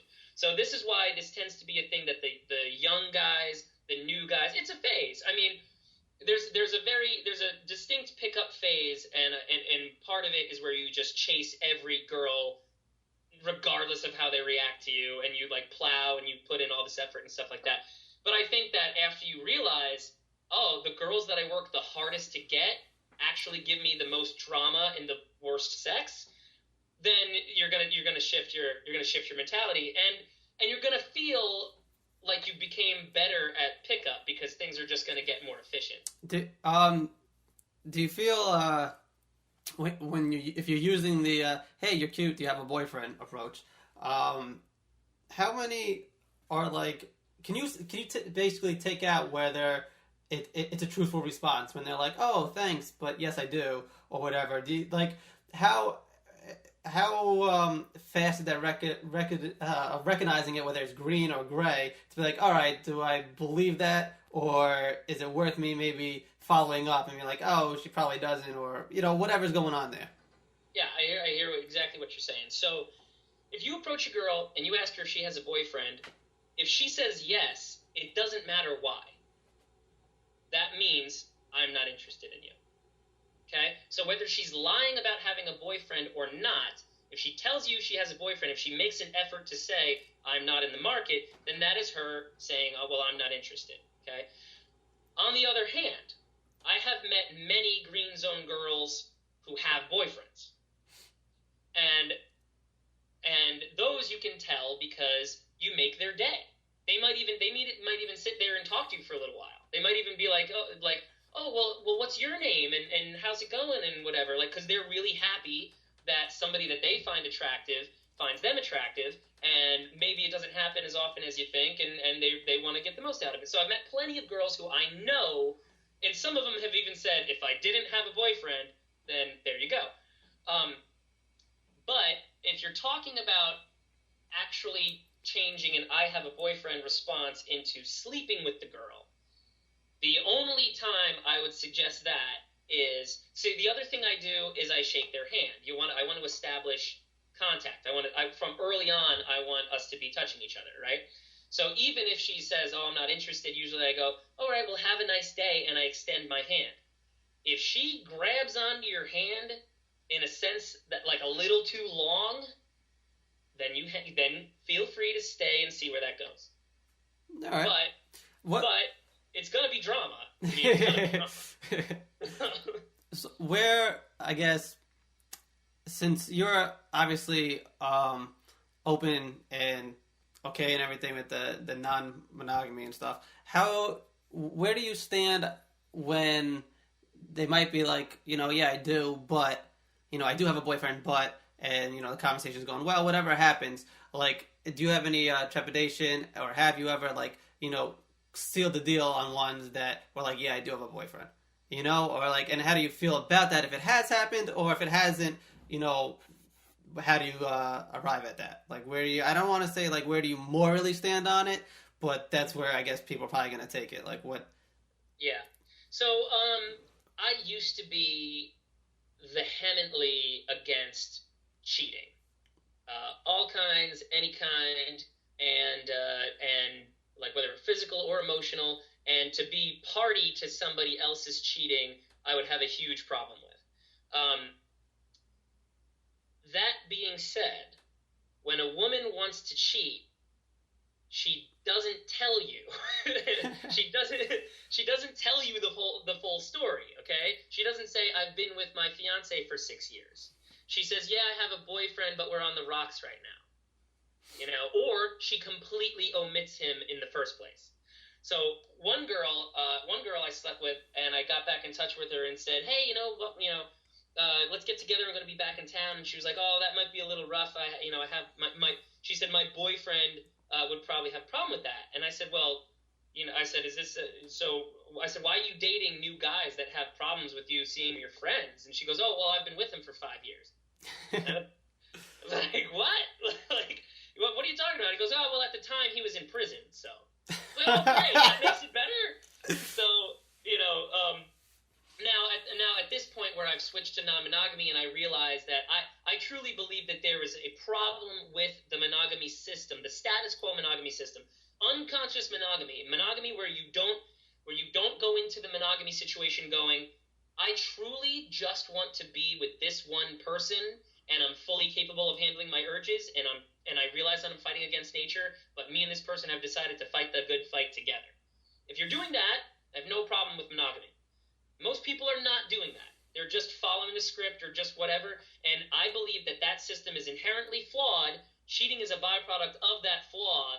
So at that point, I'm no longer going, you are a terrible, horrible, awful person, because I have much more understanding as to why people cheat, the motivations for why they might cheat or might not.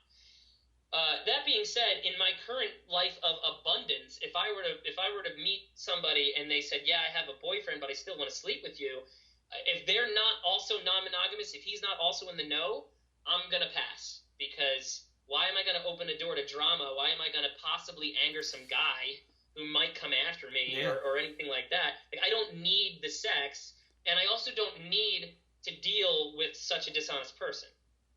You know, like even though I might even be on board for their reasons to cheat. I might even be like, yeah, well, you sound miserable and you need to get laid.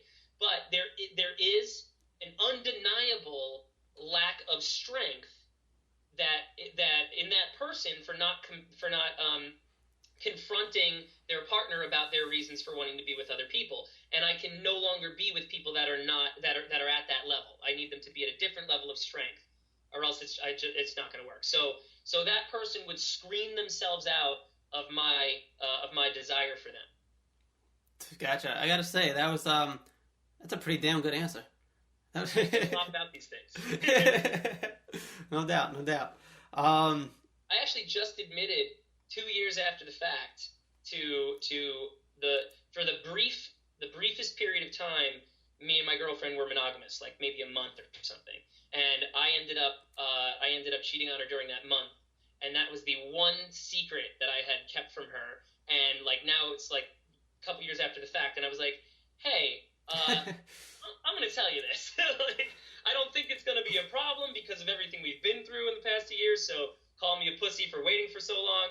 But I still had to tell her. Yeah, no, again, we were talking about just, being honest and getting stuff, lifting the weight off of your shoulders and getting rid of negative thoughts and how subconsciously they're going to eat at you. That sounds like a good move, Oh, yeah. I mean, my biggest lie in my marriage was that I allegedly smoked weed, and she was super anti-drug, super anti-drug, and I kept that from her for years. I was going to say, didn't you say like 8 years? 4, yeah. Because I didn't smoke. I was like straight edge except for sex and booze, so I guess that's not straight edge at all. Yeah, right. Until like senior year of college, so I didn't really start doing anything regularly until senior year of college. Then she said she made me agree after college I'd stop doing everything, and I said, well, and me bowing to social pressure, I said, well, everybody would think I was ridiculously stupid to leave such an amazing and super hot girlfriend simply because I want to smoke weed, right? People would be like, why'd you do that? You're an idiot.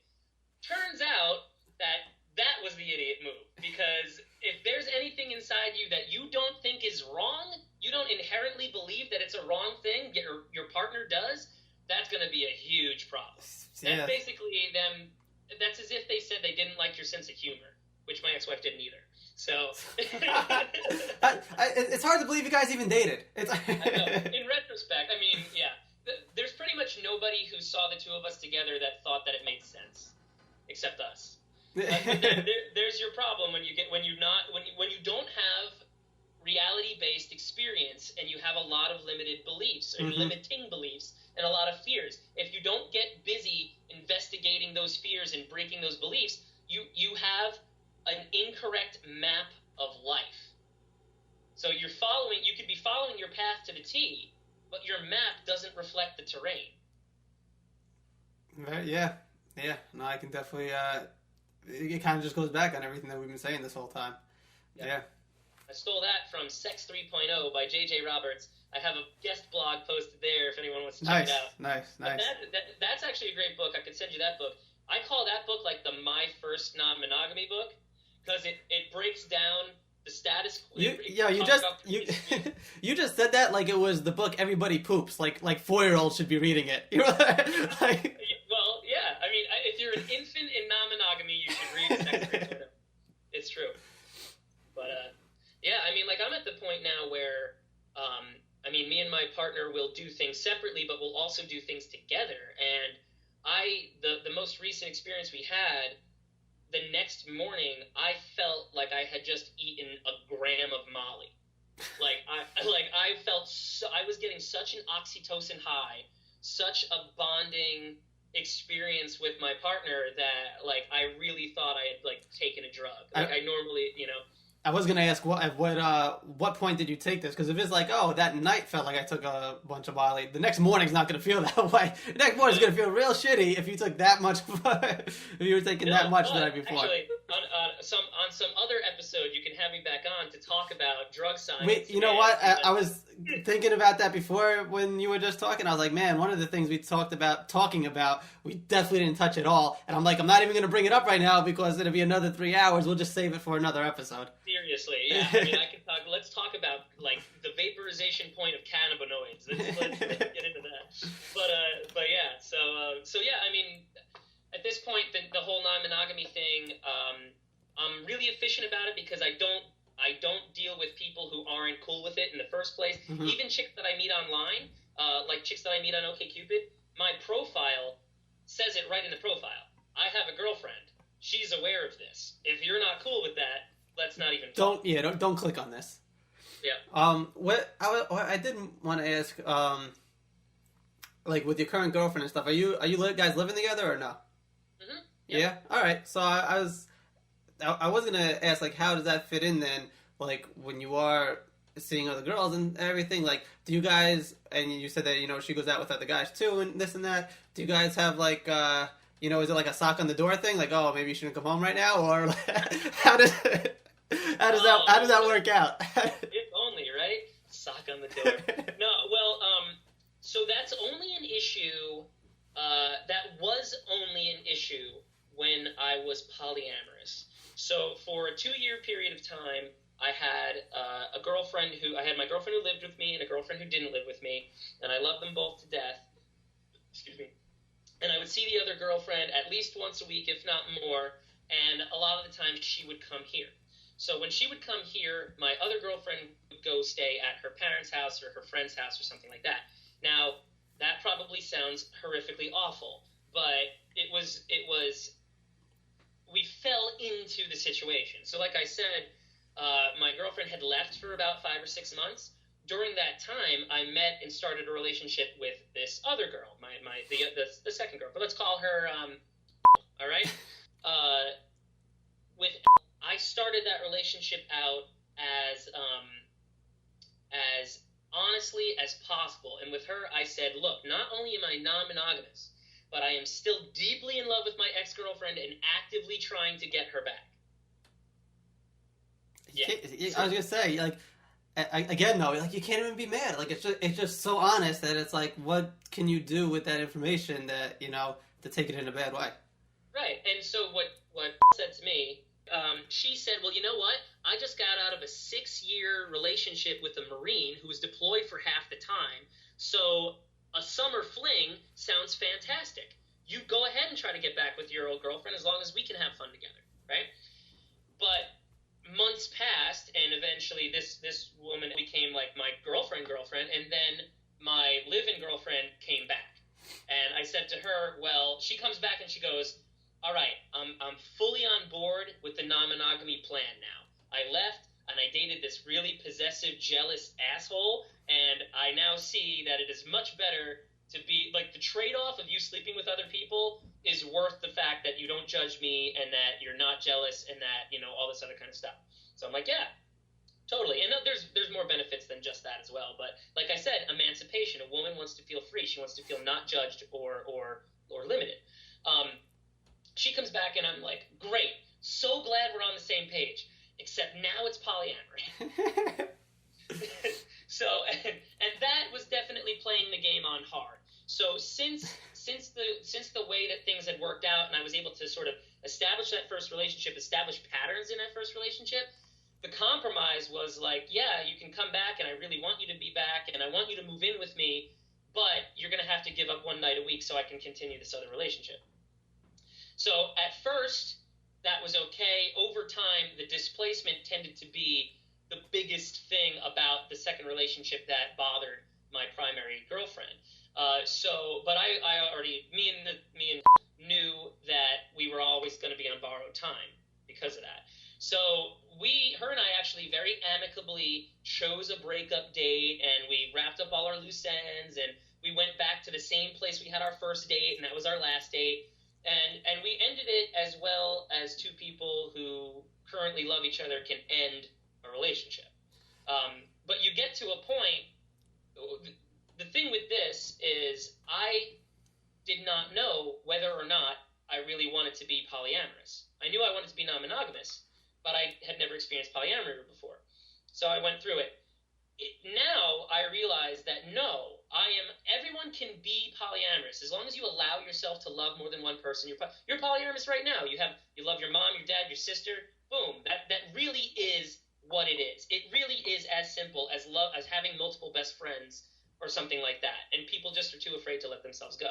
But when you talk about full polyamory to the sense of now I'm going to maintain indefinite relationships with these people, with multiple people, that part I decided that I am not cut out for, because there is a certain amount of heartache unless everyone is on exactly the same page.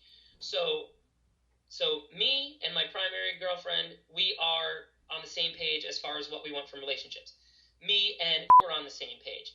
But now when you add all three of us together, somebody is not getting as much time or affection as they originally wanted. Yeah, when you put it into practice, and someone, again, when you just like put everyday life stuff into that, it could definitely affect different people differently. Like, all right, yeah, this sounded like a great idea, and I do love you, and this and that, and I'm okay with the idea of it. But putting it into practice, like, I'm a person too, so it sucks just seeing you 4 hours a week or something like that, or whatever it might be. I can see that.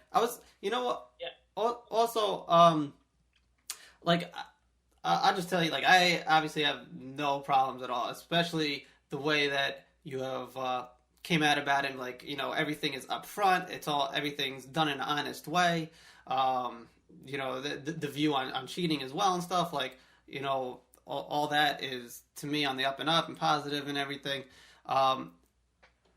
How do you and maybe your girlfriend or girlfriends that you've had and stuff handle it with, like, their family and friends and parents and stuff like that? Where have you seen, and we're hitting the 3 hour mark, and I don't like to go too far over that because it's just, it's an enormous amount of time.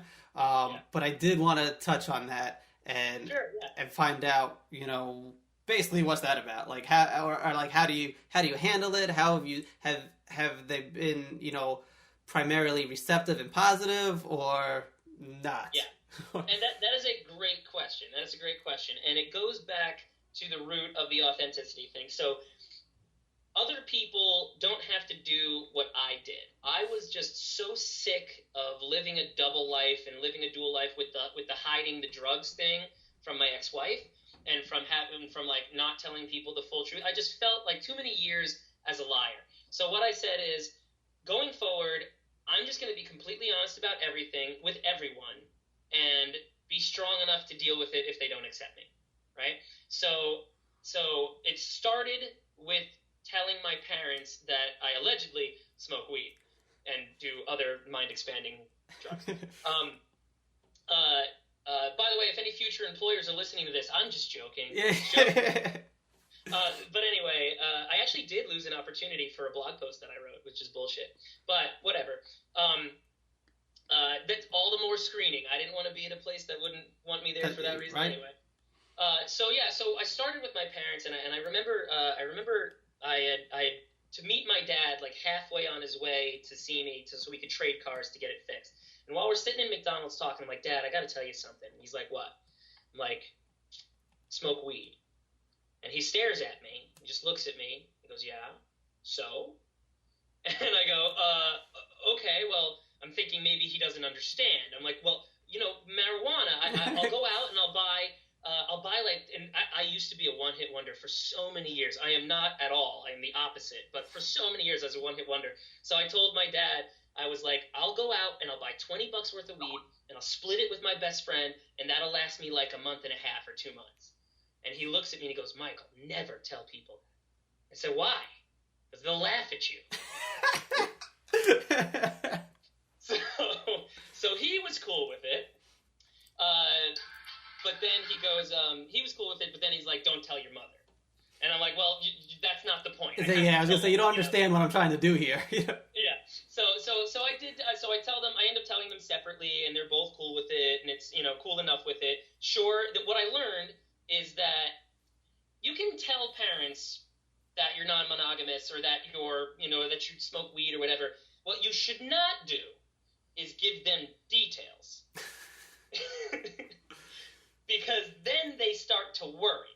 Because they are parents, no matter how old you are, right? So, like, what happened is once I talked to my parents about the drugs, I was like, oh, great. This is a whole area of conversation that I can now access whenever I want. Wrong. Because your mom is still your mom, and if she thinks in whatever her calculus is that you're doing whatever you're doing incorrectly or too much or whatever, then you are going to catch shit because she's worried about you, right? Yeah. Doesn't matter how much. It doesn't matter how much science might be on your side, or anything else. Exactly. Like she won't let me drive. Like she won't get in the car with me, even if I smoked like 10 hours previously.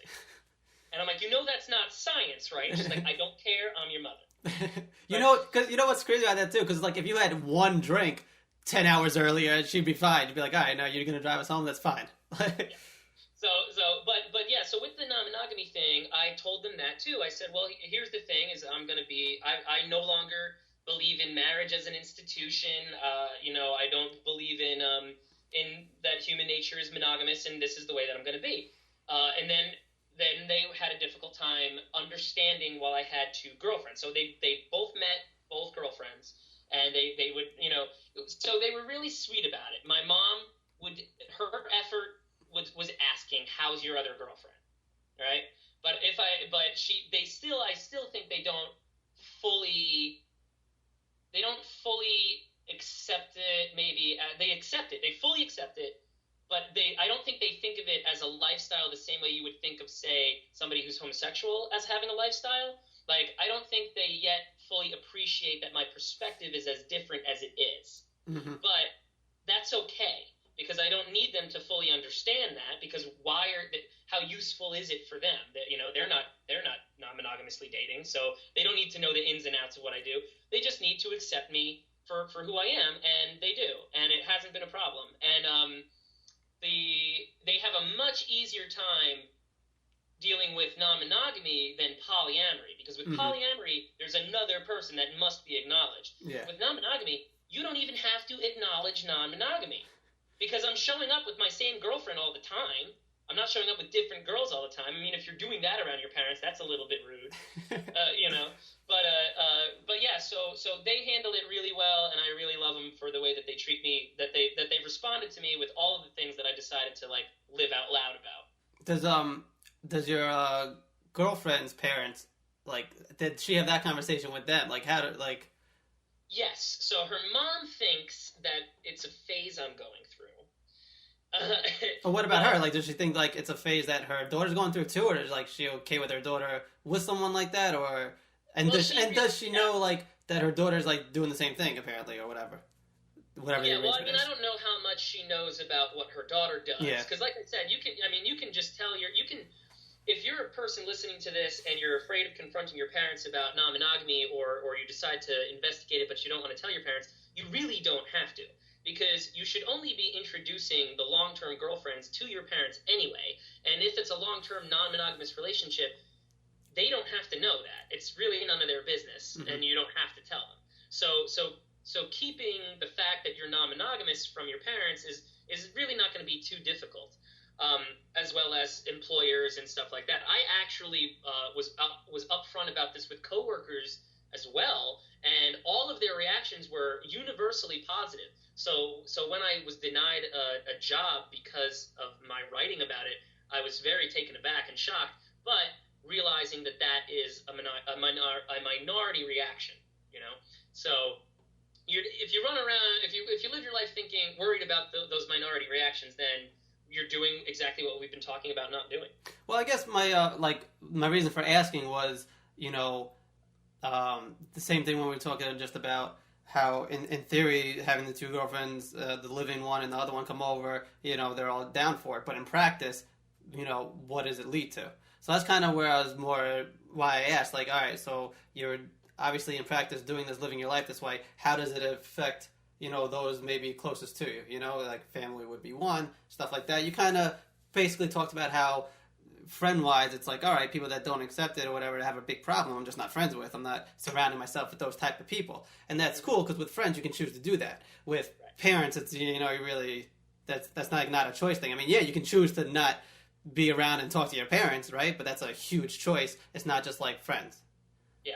Yeah, and yeah, understanding that understanding that if and everybody's got their different situations. Like a lot of the guys that come out for pickup coaching are ethnically Indian or Chinese or any of these cultures where promiscuity or casual sex or non-monogamy is really, really frowned upon.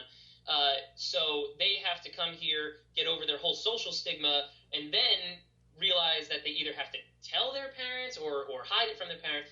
So I understand that it can be a shitty situation. Everybody's mileage may vary when it comes to this. I know that we all feel better when we can express that. I know that we all feel better about ourselves when we can go to our parents and say, this is who I am. But when it comes to this stuff, especially for anyone who's listening that has no experience in this, go get the experience first. Go live it first. It's a lifestyle that cannot be known until it is lived. Like you could read all the books about it as you want, but until you are actively living it and doing the things in that lifestyle, it's just not going to mean anything. That's like for all those years where I was where I didn't do any drugs. I was super knowledgeable about those drugs, but it didn't give me the feeling. Or so you might have thought. You could be, everything you can read about it, it doesn't matter until, again, you try it, do whatever it is, and be like, all right, now was everything I read even true? Yeah. Is there any stock in all this, in all the reading that I have done? Yeah. So. But yeah. So I mean, my partner's mom. This comes to being confident in yourself. I knew that I could make my partner happier than anyone else currently in her life. I looked around at all of her other options that she was talking to or whatever, and I was like, I am hands down better than these guys. I am better at being a boyfriend. I'm better at communication. I'm better at treating her nice, and at the time I had a really good job, so I was even in the best position financially. So I knew that going into it, and I knew that would radiate. And if I could make her as happy as I planned on making her, then there would be no questioning it. So her mom has a problem with non-monogamy, but no problem with me. With you as a person. Right. All so, right. and I knew that when my parents saw how happy I was, they weren't going to question it. And I also asked too because we talked about being just honest and everything up front and on the table and this and that and getting the weight off your shoulders. So I was wondering how that played into it. Just as a whole. That was actually for me. That was step one. After I decided that me and my ex were breaking up. Well, I didn't have any responsibility to be honest with her anymore. So I was like, well, who do I have responsibility to be honest with? Myself and my family. So I started off there, and their accepting reaction was a big confidence boost to continue down the path. Awesome.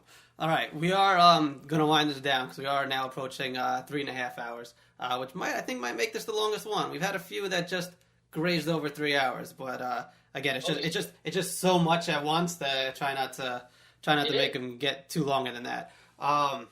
So overall takeaway, like I said, I really like the approach about it. Even if hooking up with a bunch of chicks and getting laid all the time, not something particularly for you, for anyone listening and stuff. Just the open and honest approach to it, I really enjoyed, and that really it came about because we talk about how it could help you in other aspects of your life. Like just the beginning of it, you were introduced to it, reading a book about it for your sales job. It was given to you because of that. It's like, hey, I'm not trying to make you pick up chicks. So read this. It's going to help your sales job, And then it took you down this road, basically. So again, even if it's not something you want to use for relationship-wise or whatever, even it has positive aspects in other parts of your life that you can apply it to.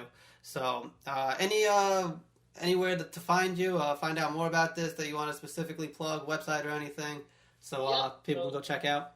So you can find me. I was just added to the coaches section at sashapua.com or sashadaygame.com, all one word. There you can see the dates for the upcoming boot camps. We have a Miami boot camp that I'm supposed to teach July 10th and 11th. There'll be more New York City boot camps coming up. Anybody want to come up to Boston, we can do that too. But yeah, we also have Skype coaching, and just any sort of help with that personal stuff as far as chicks go. Cool. And if you are in the local Boston area and you want to learn jiu-jitsu from me, then you can you can find me as well. Nice. I was gonna say, next time you're in the city in New York, definitely hit me up or whatever. We can get up, do lunch, or I don't know, whatever, something. Sure. And likewise, I'm trying to make it to Boston. I really want to go to a Red Sox game in Fenway. Not because I despise the Red Sox, but I want to experience the game at Fenway before they. I don't like baseball, but I got tickets to see Foo Fighters at Fenway. Okay. Yeah. You know what? I would do that too. I'd see a concert there. It really actually doesn't have to be a baseball game, but I want to be in the stadium. But I figured a Yankees Red Sox game would be awesome to see in Fenway. So. Dude, you can pick a game, and then Boston is actually the #1 market for EDM. I don't know if you're into techno, but you could pick a game, pick a DJ. We could do the whole thing. I'll give you a whole tour. No doubt. Yeah, that's what's up. I definitely, like I said, I've been trying to plan that trip, so I'll try to make that happen. Definitely thank you for being on it. We will, without a doubt, do another one and talk about everything else that we were going to talk about with, recreational fun, which I guess you could think of as this too, but whatever, a different type. So thanks again, everybody else. Check it out, djtraction.com. Just put that into Google and you can find everything else, Instagram, Twitter, Facebook. It's pretty much all uniform, all DJ Traction, so I can be found everywhere. Thanks again for listening, and we'll see you next week with, who the hell is going to be on next week? Oh yeah, my dude DJ Research, who's actually started Long Island Vegan as well, so that should be an interesting conversation music-wise and health nutrition-wise too. So that's next week. Thanks again. Till next time. Peace out.